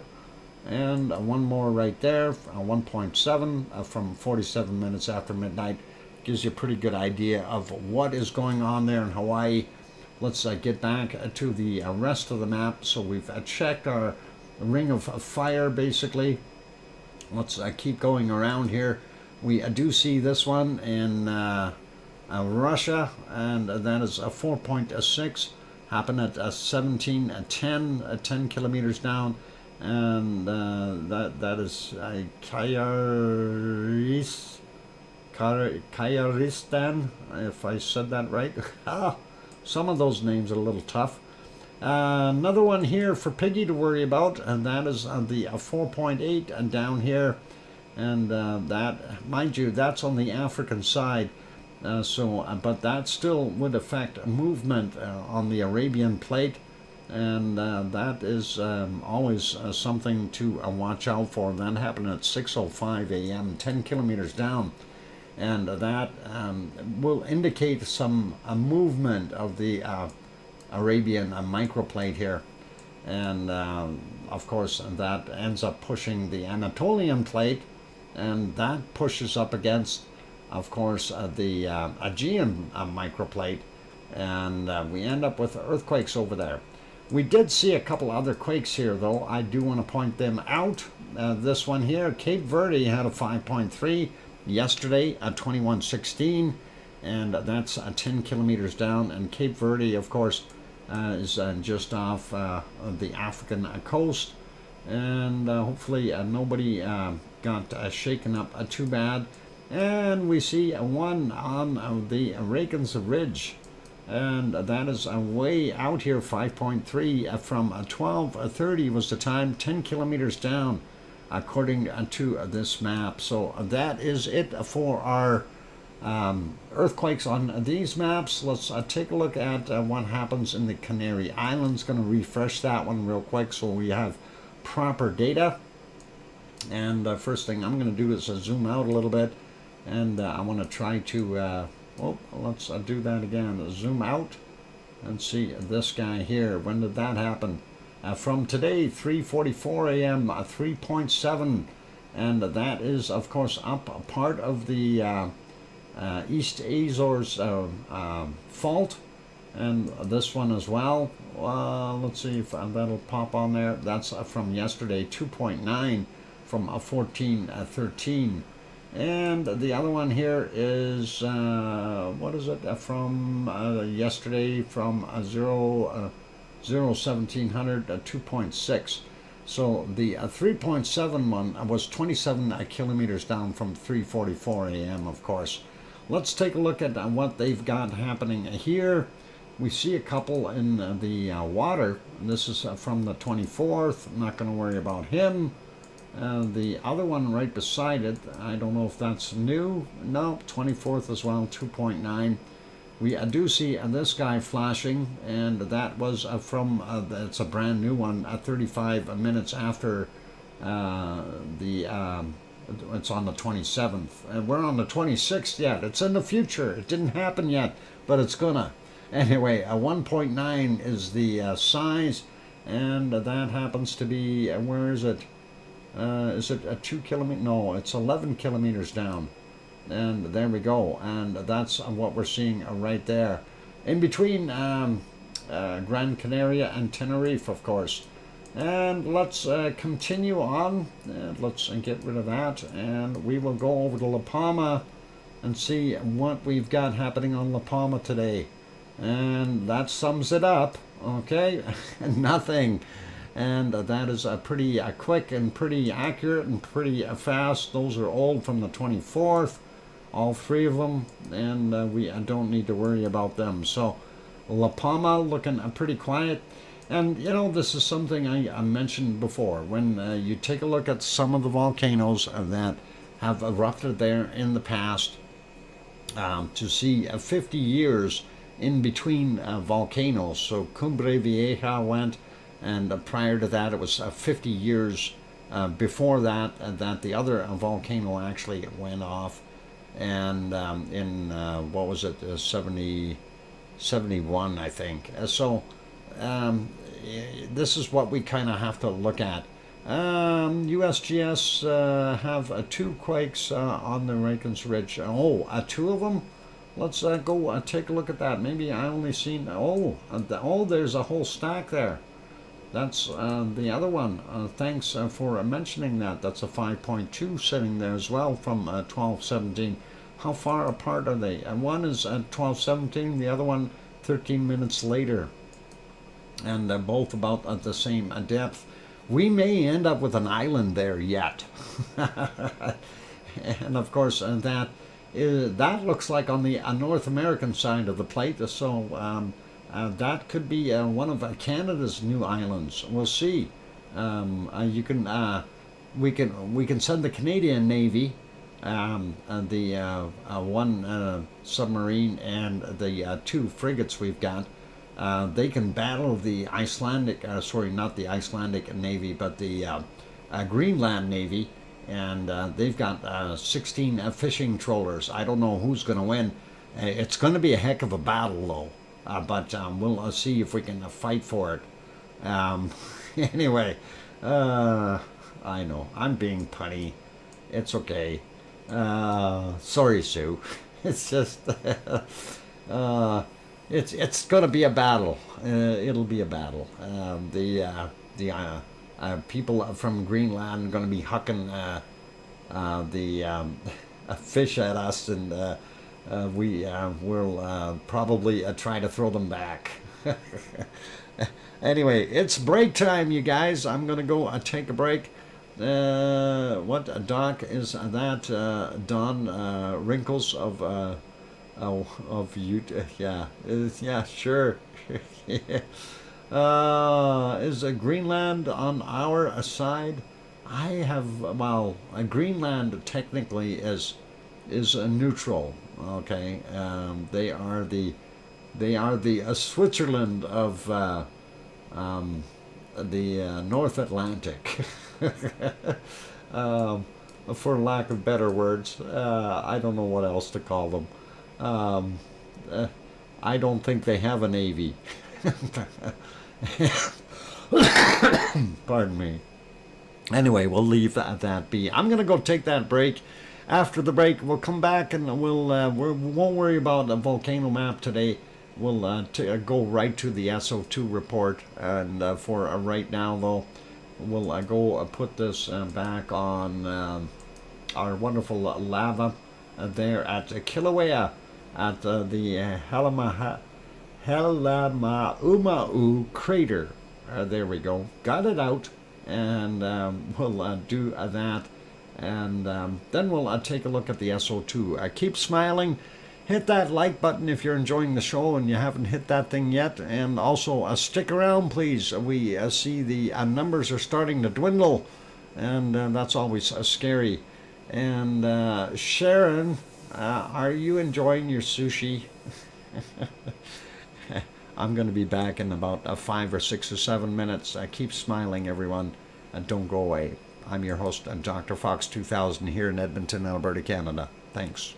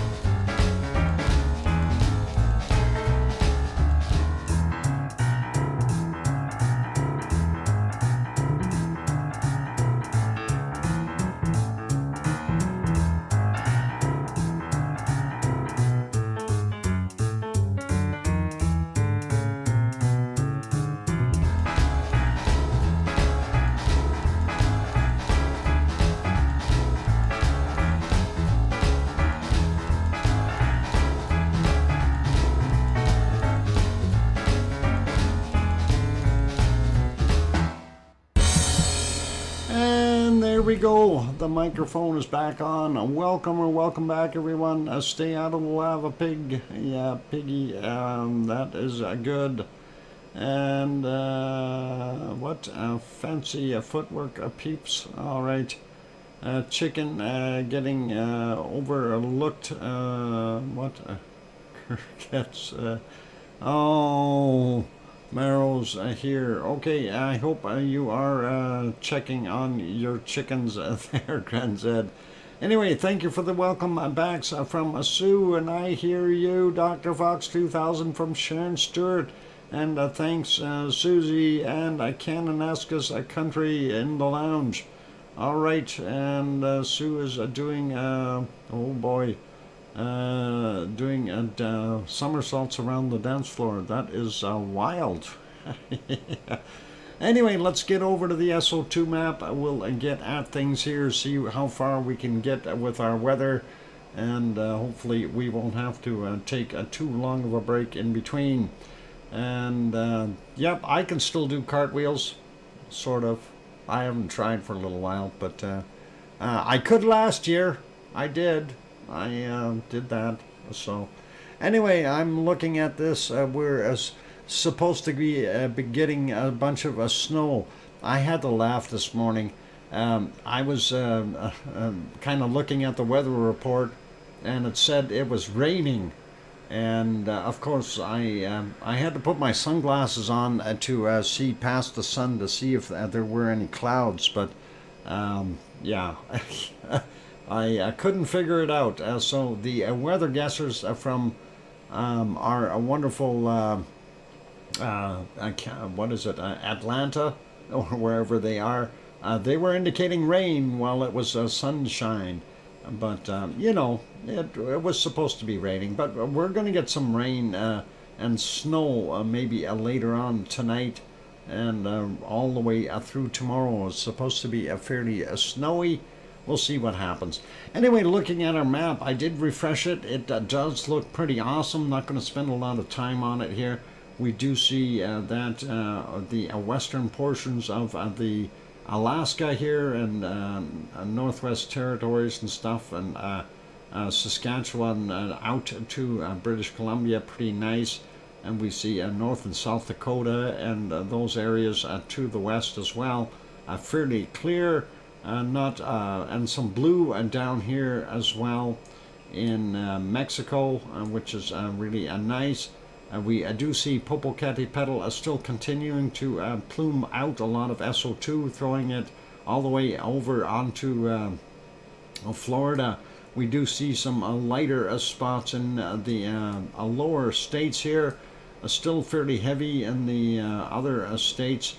Looking at that is kind of blowing up a little bit. Northern Ontario and Quebec and those places looking not so bad, but it looks like from the East Coast getting some as well. Looks like Newfoundland and Labrador and Quebec are doing well. Half of, I think that might be from all those birthday candles from yesterday. Still lingering there in Nova Scotia, but I don't think that's that big of a deal. Anyway, we go look down here, Central America. We can see that still coming out into the Pacific. Same thing goes with these other guys. So not as bad as it was before, sliding down a little bit more. We do see some of the places here doing their thing. And that would be from Sabancaya right there, and these other ones here, and still pluming across Argentina the way they normally do, and some people pollution that we see there. Still quite a bit of SO2 in Antarctica, and we see that all the way through, and of course that is because of the snow melt down there. And of course SO2 gets trapped in the snow, drops as snowflakes, and sits there until it thaws out. That's when things start to happen again. Want to point out here, Hawaii is still showing its rough 3,500 tons per day, and that's not that high for SO2 for that volcano, but it is there. A little bit coming from White Isle Volcano drifting onto the land, and hopefully it'll change the wind current soon, so it'll go the other way into the Pacific. And there's down by Leo in Melbourne area, refineries doing their thing. And over here, the coking plants north of Sydney still doing their thing. And we see there at Tofua, it's still working away. Vanuatu area, we see, of course, Yasur down here, and Aoba, and his partner there. What is it? It's Aoba, and what's the other one again? I can't remember. 4 birthday candles. Susie, that's not enough. I'm trying to think of the other one. It's Aoba, and oh boy, mental block again. I did it again, and that happens. We'll worry about that tomorrow. Gawa, thank you. That is it. Thanks, Sue. Glad your memory works better. Anyway, we see pretty normal there in Papua New Guinea. Luolatak is blowing its stuff southward today, so that is different. Simaru and Merapi going northward, and not sure how much is coming from Krakatau, but we do know Jakarta is there. And we see some of that from Kerinci and Merapi going, covering the other island. There's also people pollution there, so that's a lot of that. Ibu and Dakolo still doing their thing. And here, Mion and Bulusan are still working away. And some of this is from Taal, and a lot of it is from the people pollution as well. Same thing goes with everything here in China and Taiwan. We do see a little bit of a plume there. That is actually from Subanoshijima. And this darker red area here is, of course, from Sakurajima. And the rest in Japan we kind of attribute to the heavy, dense population, as well as what they're getting from China and Russia blowing over there. Looks a little easier going in the Kamchatka Peninsula. I'm not going to worry about that place. And the same thing goes for down in South Africa, the gold smelting plants. And DR Congo looking a lot lighter today than it normally is. And we see the plume here from Urta Ale is okay. It's still there a little bit more than yesterday. And these heavy spots here are from oil refineries in Saudi Arabia, Kuwait, and Iraq. And there we go, Iran. Iraq and Iran. I racked it and I ran it. And we see a little heavier plume today from Mount Etna. And that is possibly also including our other one, and that is Stromboli. And that is what is happening at Stromboli today. Not a heck of a lot. It decreased in activity as well. And looks like a little bit clear in Europe, but they still have that southward flow happening there. Hopefully the Gulf Stream will go back over onto this side a little bit more instead of coming up this way, or spread out a little bit and give them a little clear skies in the future. Let's get over to the other map, and we'll start on our weather. And I'm going to refresh that. It did put it to the right time. There we go. Looking at North America first off, a little warmer in Alaska. We don't see that very heavy white there anymore, but we do see Yukon and portions of the Northwest Territories still fairly warm. Northern Alberta and northern Saskatchewan are cold, and we're supposed to be getting that snow, so we'll see what happens later on, but it looks fairly warm, and we're actually warmer than they are down here right now. And some of these states like Utah and Colorado and those places, fairly cool. So that is interesting. Even Nevada and down here and New Mexico. So nice to see that we've got a little bit more temperature there. Anyway, let's take a quick look. We see 4 degrees in Vancouver, out in the rock, about 4 as well there for Bob. Edmonton, of course, coming in at about 2 degrees now. Starting to cool off here, and that is what we've got. Winterpeg and is a -6. We'll continue on. Northern Ontario looks pretty chilly. Tirada coming in at about a -2 right now. So we're actually warmer than Toronto. And then we see a -3 in Detroit, and a minus all kinds of things down here. -8 in Chicago. And Tom and Pepper better stay warm and cuddle up. And going over here, looking at Montreal, we see -8. Quebec City coming in about -10. A little cold on the northern side of our New Brunswick, but the coastal area getting up around that freezing mark. Cole Harbor coming in at a balmy 6 degrees. Holy mackerel, that is nice, but windy and subsiding a little bit from what I understand. 15 miles an hour, that's not that bad anymore if that's what it is. Sue.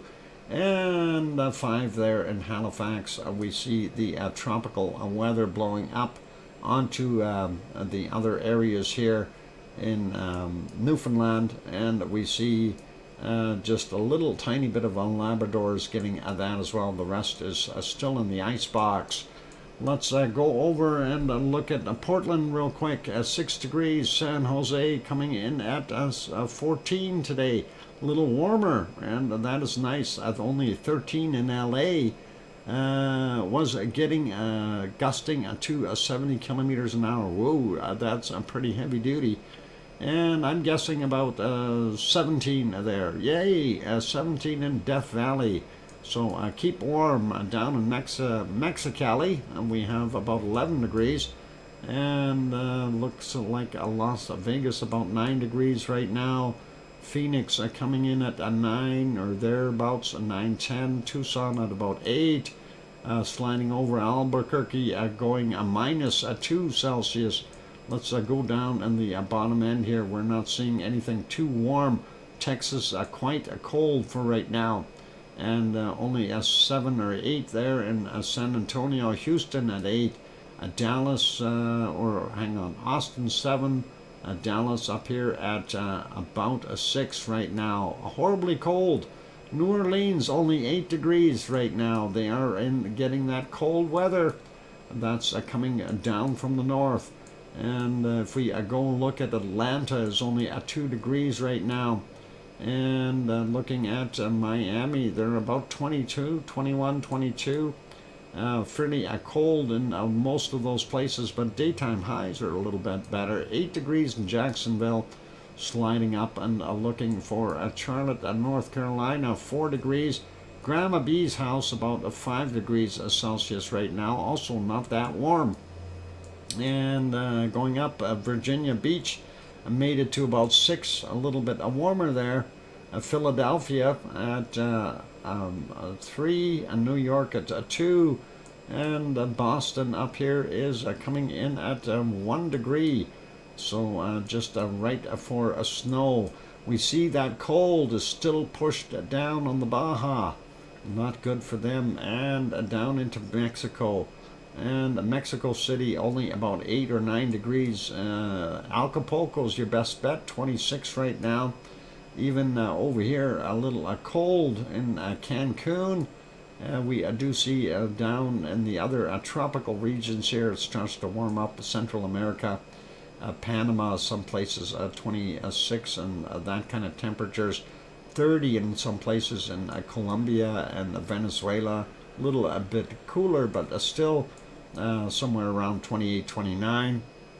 And of course, looking at the interior of Peru, not bad. Same thing with the coastal areas in the lowlands there in Ecuador, not bad. Quito, Ecuador, a little bit on the chilly side too, only about 12.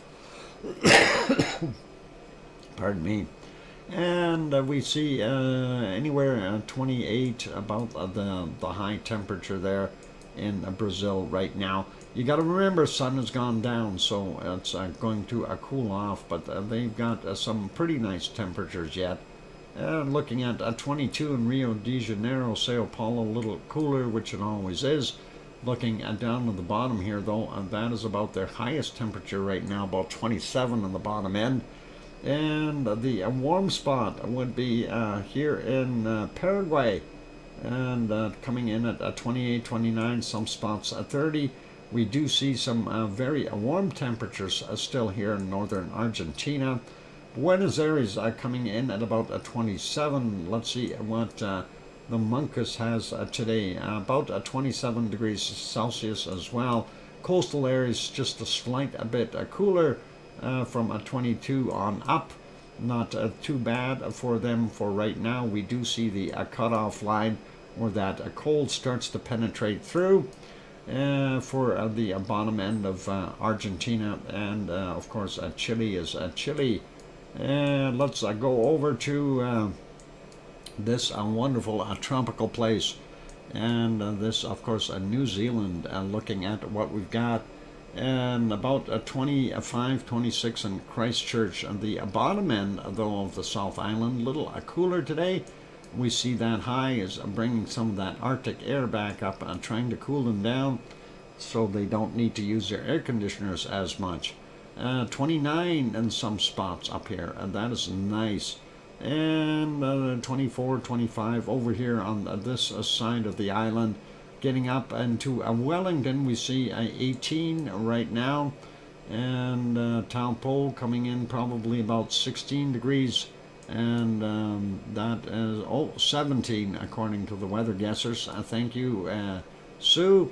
Auckland's coming in at about 20 degrees, and Gren Zed's home about 22 over there, and that is not so bad.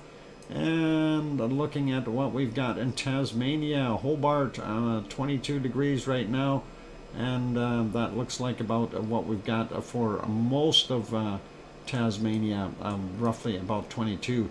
Melbourne coming about 21, 22 as well. That's a little better than having 40 degrees there for our friend Leo. But looking over at Adelaide, 31.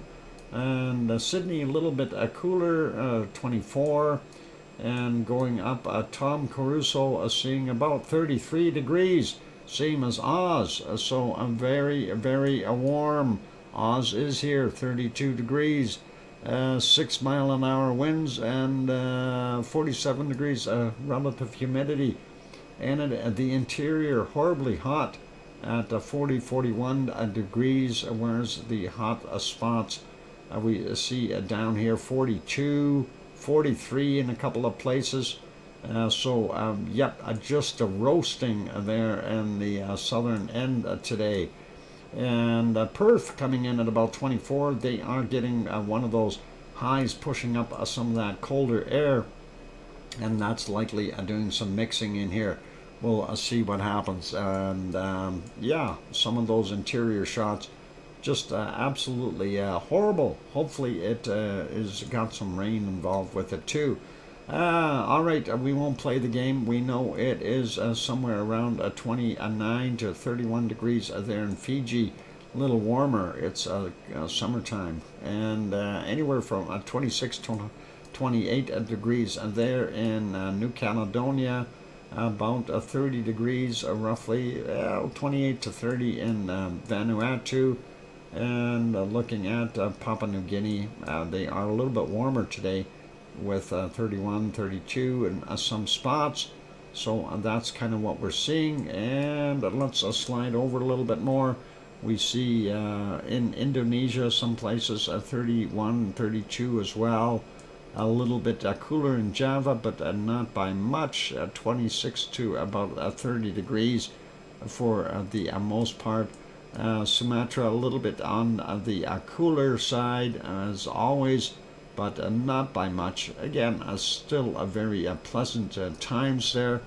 And looking at what we've got in the other places, 29 degrees here, and that is awesome. And looks like 27 indicated here, 28 in Bangkok. So that doesn't surprise me. Going over to the Philippines, we see Manila coming in at about 27, 28 as well. And they've got some spots a little bit warmer to the north. And still quite cool. That cold air still pushing down quite a bit. And we see still split temperatures in Taiwan. And of course there in our Kagoshima, only about 6 or 7 degrees just across the street from Sakurajima volcano. So looking at the rest, you can see some of the temperatures are very close to zero, if not below. And some of the areas here in central Japan, quite cold actually up in the higher elevations. 5 degrees in Tokyo, and it is about break time. I will finish this. So Omsk is only a -11. That's not so bad. Sapporo -7 right now. And looking at what we see here, we see the cold stuff in the northern part of the Kamchatka Peninsula a little bit better. And we see anywhere from about 22 to 25 there in Sri Lanka today, 9 in Delhi, 8 in Delhi, so not so good for them. And Cape Town coming in at about 17, pretty steady. Here's that darn storm still sitting here. It moved away from right there, so now it's kind of sitting in between. Hopefully it'll quit. It can die any time. It's been there for what, coming on 3 weeks. Incredible. Omsk is in Siberia. Da, I know. Yeah. And 12 there in Cairo right now. Looks like they still have some colder temperatures there in Morocco and Algeria. And well, still very cold here in UAE, and same thing goes for Oman. Still not warming up. We see the cold air in northern Saudi Arabia. Turkey looks about normal, and let's see what we've got there for Piggy. She's getting that warm draft blowing in here at about 14, 15 degrees, and for nighttime temperatures, and that is actually not bad. And what is it? 15 degrees. There we go. And sliding over a little bit more, looking at our wonderful Sicily, and Radazzo coming in at -2 on this map. So I might get more snow on Etna. It's 0 according to that, so let's call it a -1. Sliding up a little bit more, Naples coming in at about 8 degrees right now. Rome only 4, and Milano coming in at 1 degree.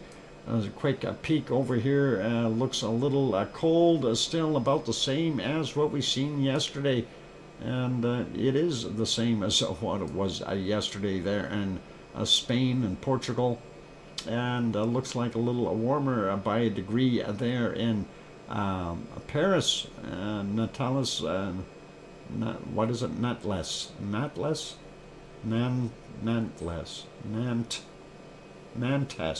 something like that. I am bad for names. Yeah. Anyway, Munich -2. Frankfurt a little bit warmer at 0. Cologne coming in at 1. Yvonne's house, Yvonne Kunkel, about 3 degrees right now. Berlin at 0. Hamburg, Hamburg, 3 Grad, 3 degrees. And of course Amsterdam coming in at 4, so a little bit warmer there. And up here in Copenhagen coming in at about 1 degree, and we see it's not that bad. I mean, it is winter weather, you gotta face it. 6 degrees there, and -6 in Oslo. and -3 in Stockholm. Going over to St. Petersburg, we see -2. Moscow coming in at -3, and we missed Irish Monk's home. There he is, -2 degrees there in that place. 2 degrees in London. It looks a little cooler in Wales, and now it's starting to look normal. Up here in Scotland, a little colder than what we had before. And 2 degrees in Reykjavik, and that is pretty awesome. And very windy though, I bet. And what is the wind? 27 miles per hour, yeah. Or if you want to call it 43 kilometers per hour. Very, very nasty. Okay, I'm going to go take a break, you guys. My throat is starting to get a little sore. After the break, we will take a look at precipitation and see what is coming. And we'll go from there. We're supposed to get 24 hours of snow here in Edmonton. We'll see how that pans out. Anyway, for those good people who are here, if you have not yet hit that like button, please do consider hitting it if you are enjoying the show. Also, if you have not yet subscribed to the channel, please do consider subscribing if you feel we've earned it. On that wonderful note, it is time for me to go take a break. And Oz says, Brisbane city, I have friends and a fam in rural Victoria. Hope the heat stops for them. Oh yeah, hopefully it will there, Oz. Fingers crossed. Pardon me. And time to go have that break. And don't go away. When we come back, we'll do precipitation, and then we will hunt for the coldest temperatures on the planet. We already know the warmest temperatures are in southern Australia. So don't go away, you guys. Keep smiling, and we'll be back in about 5 or 6 minutes. Thanks.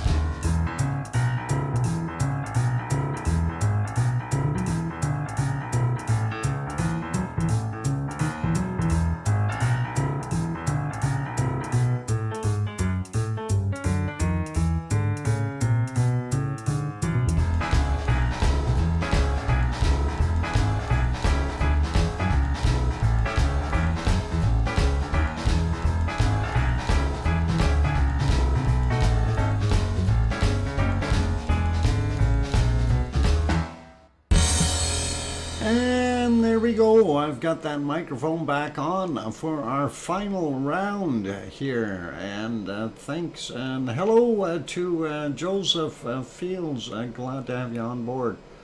Anyway, let's see. Thank you for the welcome backs. And okay, I can hear you, DrFox2000. And from Sharon Stewart. And thanks Sue and Grenzed and Kananaskis Country. And that's all good. Let's go over and take a look at our weather map and see what we've got for precipitation coming along. And of course, we see up here in northern portions of Alaska and the Yukon right along the Northwest Territories border. Lots of snow up there. And looking at the BC region, looks like it's a little bit better here at the Panhandle and our wonderful Alaskan area and the Queen Charlottes, but we see that northern Vancouver Island getting nailed, and that area getting a lot of rain, and we see some rain in the interior with some snow mix, ice rain as well in British Columbia, and of course that is starting to bleed across the border into northern Alberta. And this is what they're thinking is going to push across over top of us for the next 24 hours and give us snow, snow, snow. And we'll see how much we get. And looks like out here in Winnipeg area, they are getting nailed with a snowstorm once again. And around the Great Lakes, looks like they are starting to build a little bit of snow as well. But not as bad as it was before.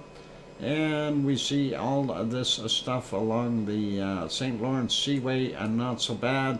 Rain out here in Nova Scotia, and that cold stuff with the heavy-duty winds and everything has moved over and is now dumping ice rain onto Newfoundland and Labrador, getting a snow like the dickens. And what is it, 10 centimeters every 3 hours, 12 centimeters every 3 hours there. That's about 6 inches in 3 hours. So if you go 5 hours, that's 6 inches in 3 hours, or sorry, 6 hours, you're gonna have a couple feet of snow there. Enough. Looking at western United States, looking pretty good. We do see a few little spots there in Idaho and Montana, and maybe a little bit right around Yellowstone. Nothing too bad. And then North and South Dakota into Minnesota, getting a little bit there, not that bad. And nothing elsewhere. And we see most of Florida area, East Coast dry, Texas is dry. That's all good. Get a little bit down here in Mexico on the Yucatan, as well as Belize and Guatemala. And going further down, we see looks like a little bit of rain in these other countries here as well, Costa Rica and that, not so bad. And looking at what we've got in Brazil, of course, some rainforesty stuff. And we see up in those very hot places, they are getting some rain as well. It's just, I can imagine if you've got 30 degrees Celsius or 35 degrees Celsius, 34, something like that, and you go outside, it's like taking a shower. You know, it's pretty awesome. Anyway, looking down on the bottom end here of Chile, we see they are getting a bunch of precipitation as well. And here's why we can't see hardly anything in New Zealand. They've got rain, and more rain. And Grenzed, do you have webbed feet yet? And I'm sure that'll happen. You're going to get rain if you haven't got it already. We see Tasmania looks dry, a bottom end of Australia looks dry, a little north of Sydney we do see some rain there. Brisbane is dry as well. We do see some rain along the coastline here, getting in a little bit. Not sure how far that's going though. And then we see down in the southwest, a little bit of rain coming in, as well as in here, some rain storms. So some rain coming into Australia, not as much as they probably would like. And looking at what we see here, Papua New Guinea and Indonesia and Malaysia and the Philippines, all getting drenched with lots of rain. And looks like a rain and snow mix in most places in Japan. Northern parts a little bit drier, but some snow around Sapporo, and then we see the Kamchatka Peninsula getting some snow and rain mix as well.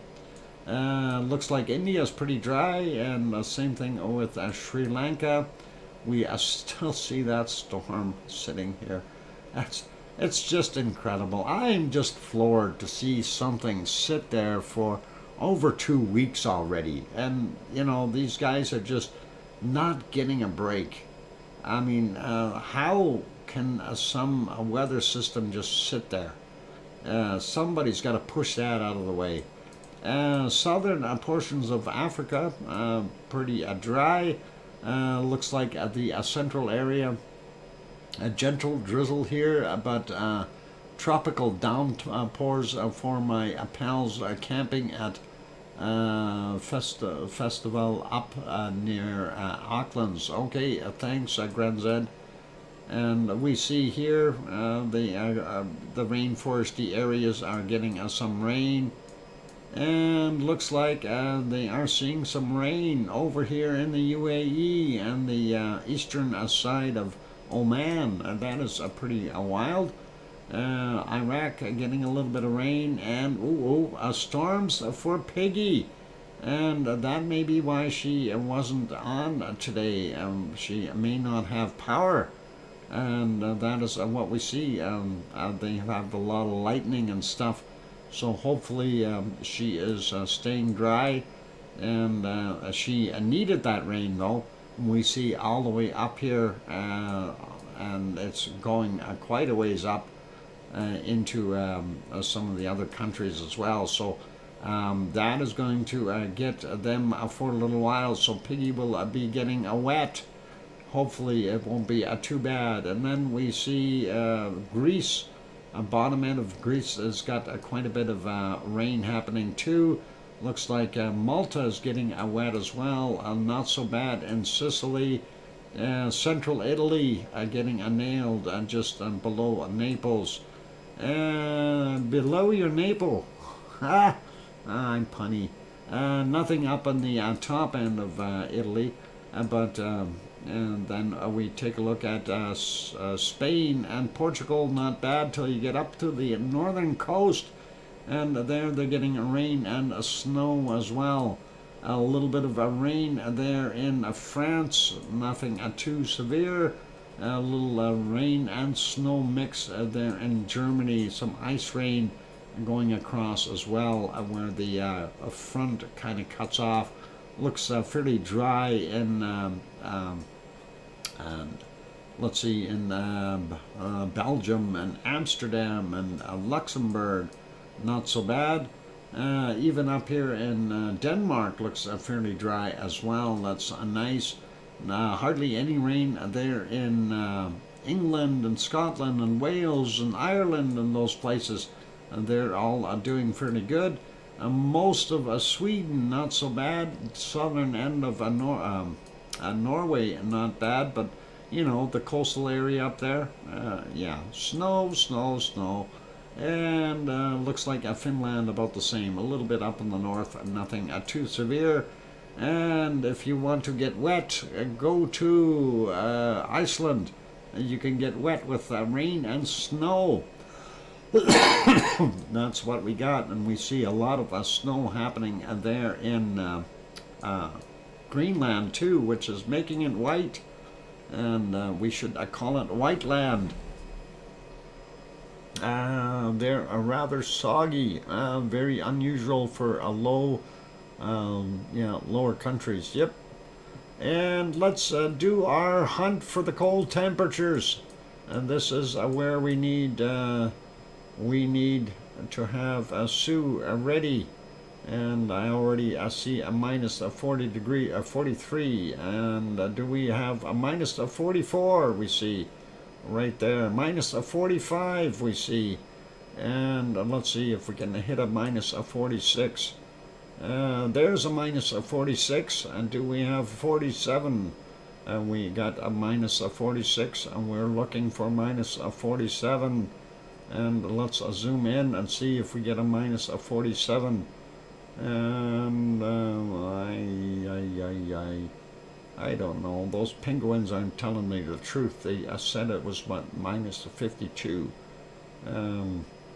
I called the penguins, and they are lying to me.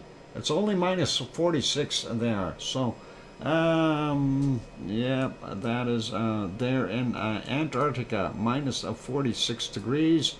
Let's go to Greenland, where it's a lot warmer today, and I bet you we aren't even going to hit a 40. And holy mackerel, and that is warm there. Minus 37. Oh boy, we're going to have to dig. We're going to have to dig. This is going to be a tough minus 38. And let's see what we can find in the interior here. There's got to be some spot that's at least a minus 40 or something like that. And I am just not seeing that. What about up here in the really far reaches? Don't normally check that far north, but I might have to. There's a minus 40. And do we have anything colder than minus 40? Oh, a minus 42. We're getting there. Do we have a minus 44? No, a 42. And oh, I see a 43. Right in there. All right, and let's see if we got a minus 44. Minus 43 is our low so far. And looks like it's warming up when I go down here. Minus 43. Anything colder? I don't know. I don't know. Minus 43 is all I see there for right now.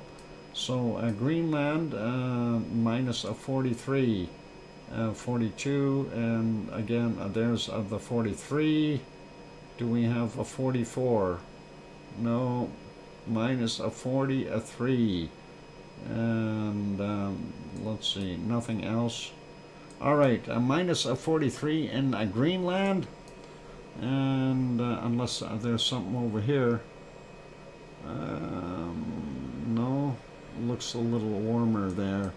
All right, let's take a look at the Great White North of Canada and see what we can come up with. And let's check our usual spots here where we normally find those cold temps. Already down to minus 48. A minus 50. And let's see, a minus 51 on the screen. And let's see if we can get a minus 55. I gotta beat a Sioux somehow. A minus 51. No, I don't see anything else lower than a 51, below a 0. And let's see, minus a 51. Let's check over here. Tropical stuff. Okay, a minus a 51 is what we've got so far. And let's see if we can get, a minus a 45, 46. Minus a 51 is what we're looking for to do better than minus a 51.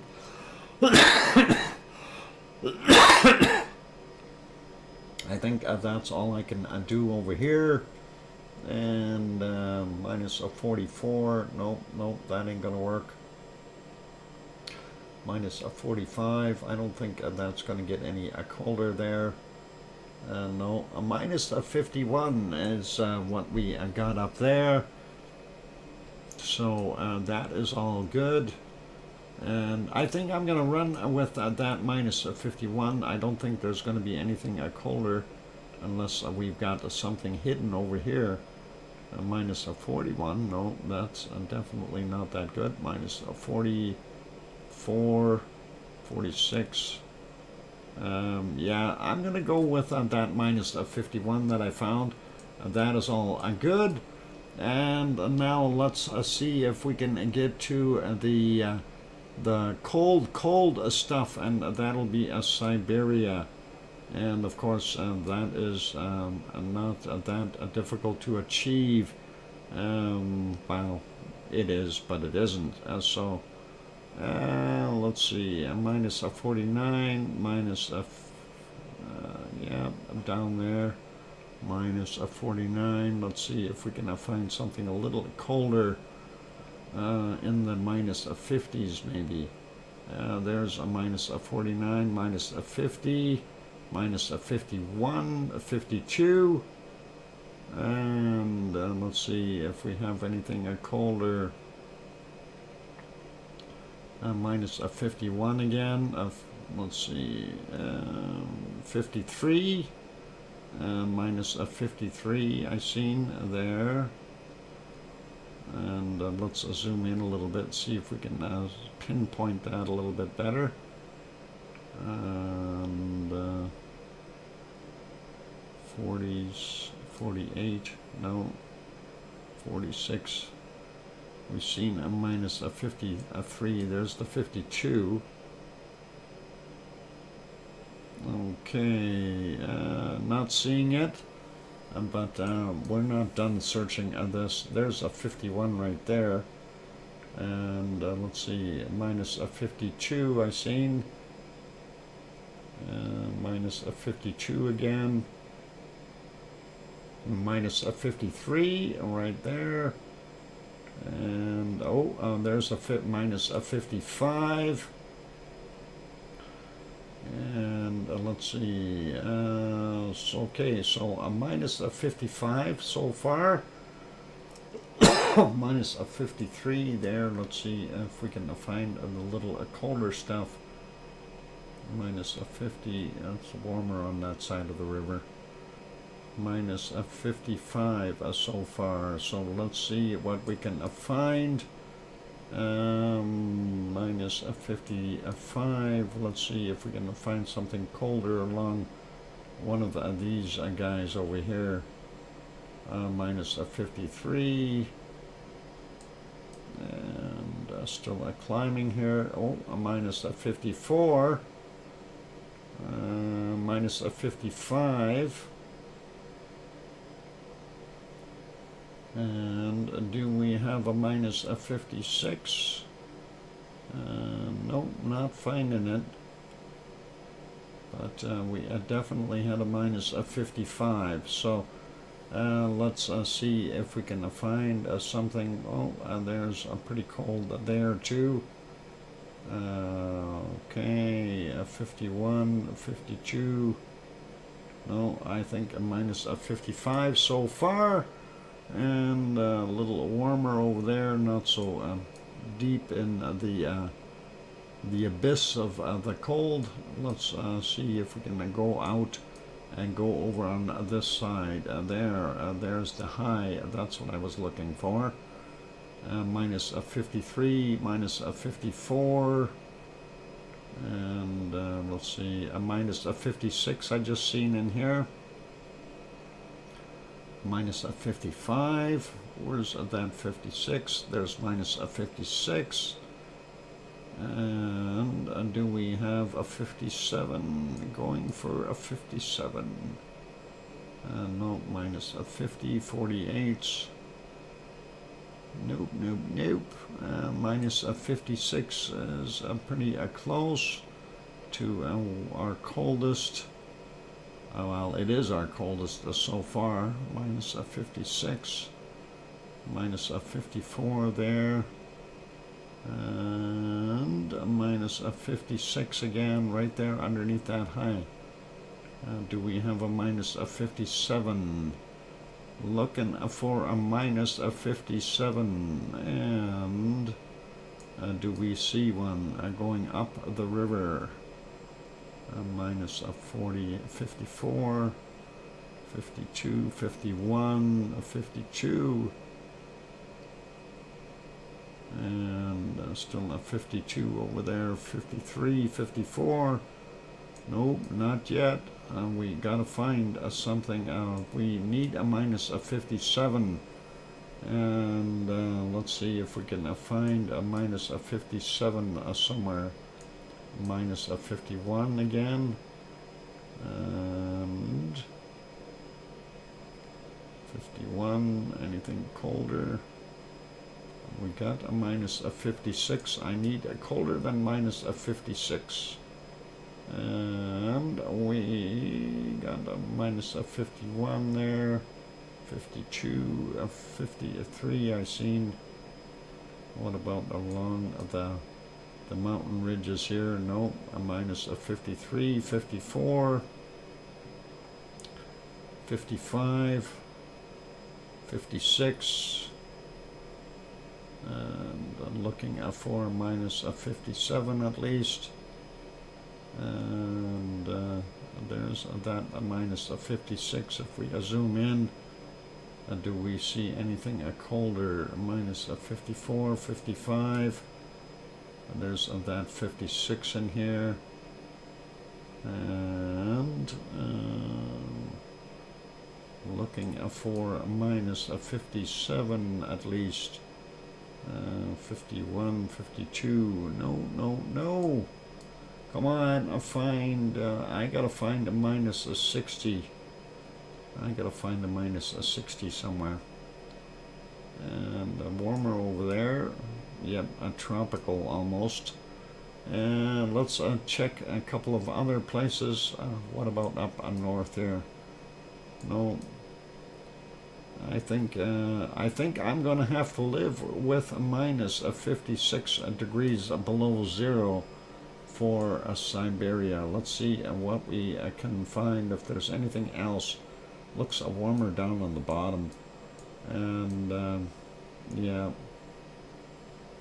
I don't know. I think that is about what we got. I didn't check over here yet. And what about in here? Some of these spots get cold sometimes. And what we got here? Nope. So that is all warmer. And yep, still seeing that. So I think I am going to concede at a minus 56. And that is right there, of course, underneath that high. We don't see anything colder at the moment. So a minus 56 is what we're going to go with. So let's see what we got. What? C&D boy says I win? You gotta be kidding me. What did Sue get? Sue said 46. That is a tie, isn't it? Yeah. Greenland is a minus. Oh, I beat her in Greenland. And I beat her in the Canadian Arctic. And she found a minus 59 in there. So it's almost like a tie again, a sort of. A couple of degrees. So, yep, Sue wins in Siberia, tied in Antarctica, and I win in Arctic and tied in Greenland. Oh no, I win in Greenland too. Okay. Very close, very close. Thank you, Sue, and that was awesome. That was different, and that is all right. So let's get that airplane going and feed those animals. And yep, she won 2 categories, and I won 2. Each won 2. It's a tie. I think we'll call it a tie. If I won 2 and she won 2, that's all good. So that's it for today, and thank you, Sue, for finding those cold places. That is awesome. We declare a tie, and that is all good. I'm good with ties. Well, not really good. I understand if you tie the Windsor knot the right way, it never opens properly, but it won't slide on you. But ties are nice. Anyway, we'll leave it at that. I do the fake Windsor, and that's the only one that I ever learned. On that friendly note, it's time to wrap things up, ladies and gentlemen. Thank you, everyone, for being here today. You guys are awesome. And Sue says, I'm off to feed the animals, the mammoths and the reindeer and the polar bears and the seals and sea lions and the penguins. Excellent job, Sue, and thank you for being there and doing your thing. Thank you for sending me those extra notes for today. All awesome, and really I do appreciate it. And on those notes, I see Hawaii is still doing its thing. Good night, Kananaskis country, if you're leaving right now. Also, I want to say thank you very much to all our moderators, Arizona Snowman, and Piggy, and CND Boy, and Joseph Fields, Texas, and Lucas Snow, and of course Gary 24/7 Live, he's at Skies. Thank you all, moderators, and thank you everyone for being here today. I really do appreciate it. Big thank you to Oz for gifting that 1 membership, and Grandma B for gifting 1 membership, and for Full Circle of Florida for that $2 super chat. And those are the only ones from today, so that is it. And thank you, everyone, for being here. Very kind of you to be in and join us, and of course every one of you who is in here as part of our Lava family, whether you're a member or not, you're still a part of that wonderful group, so we really do appreciate it. Anyway, if you haven't hit that like button yet, I know we're not going to make it to 100, but please do hit the like button if you could, if you haven't done that yet. Also, if you haven't subscribed but you enjoyed the show, by all means hit that subscribe button if you feel we've earned it. On that friendly note, it's time to wrap it up for our Thursday night, and that is it. And for those good people, just remember, tomorrow is Friday, so we'll see how Friday goes. And I'm keeping my fingers crossed for some phone calls tomorrow.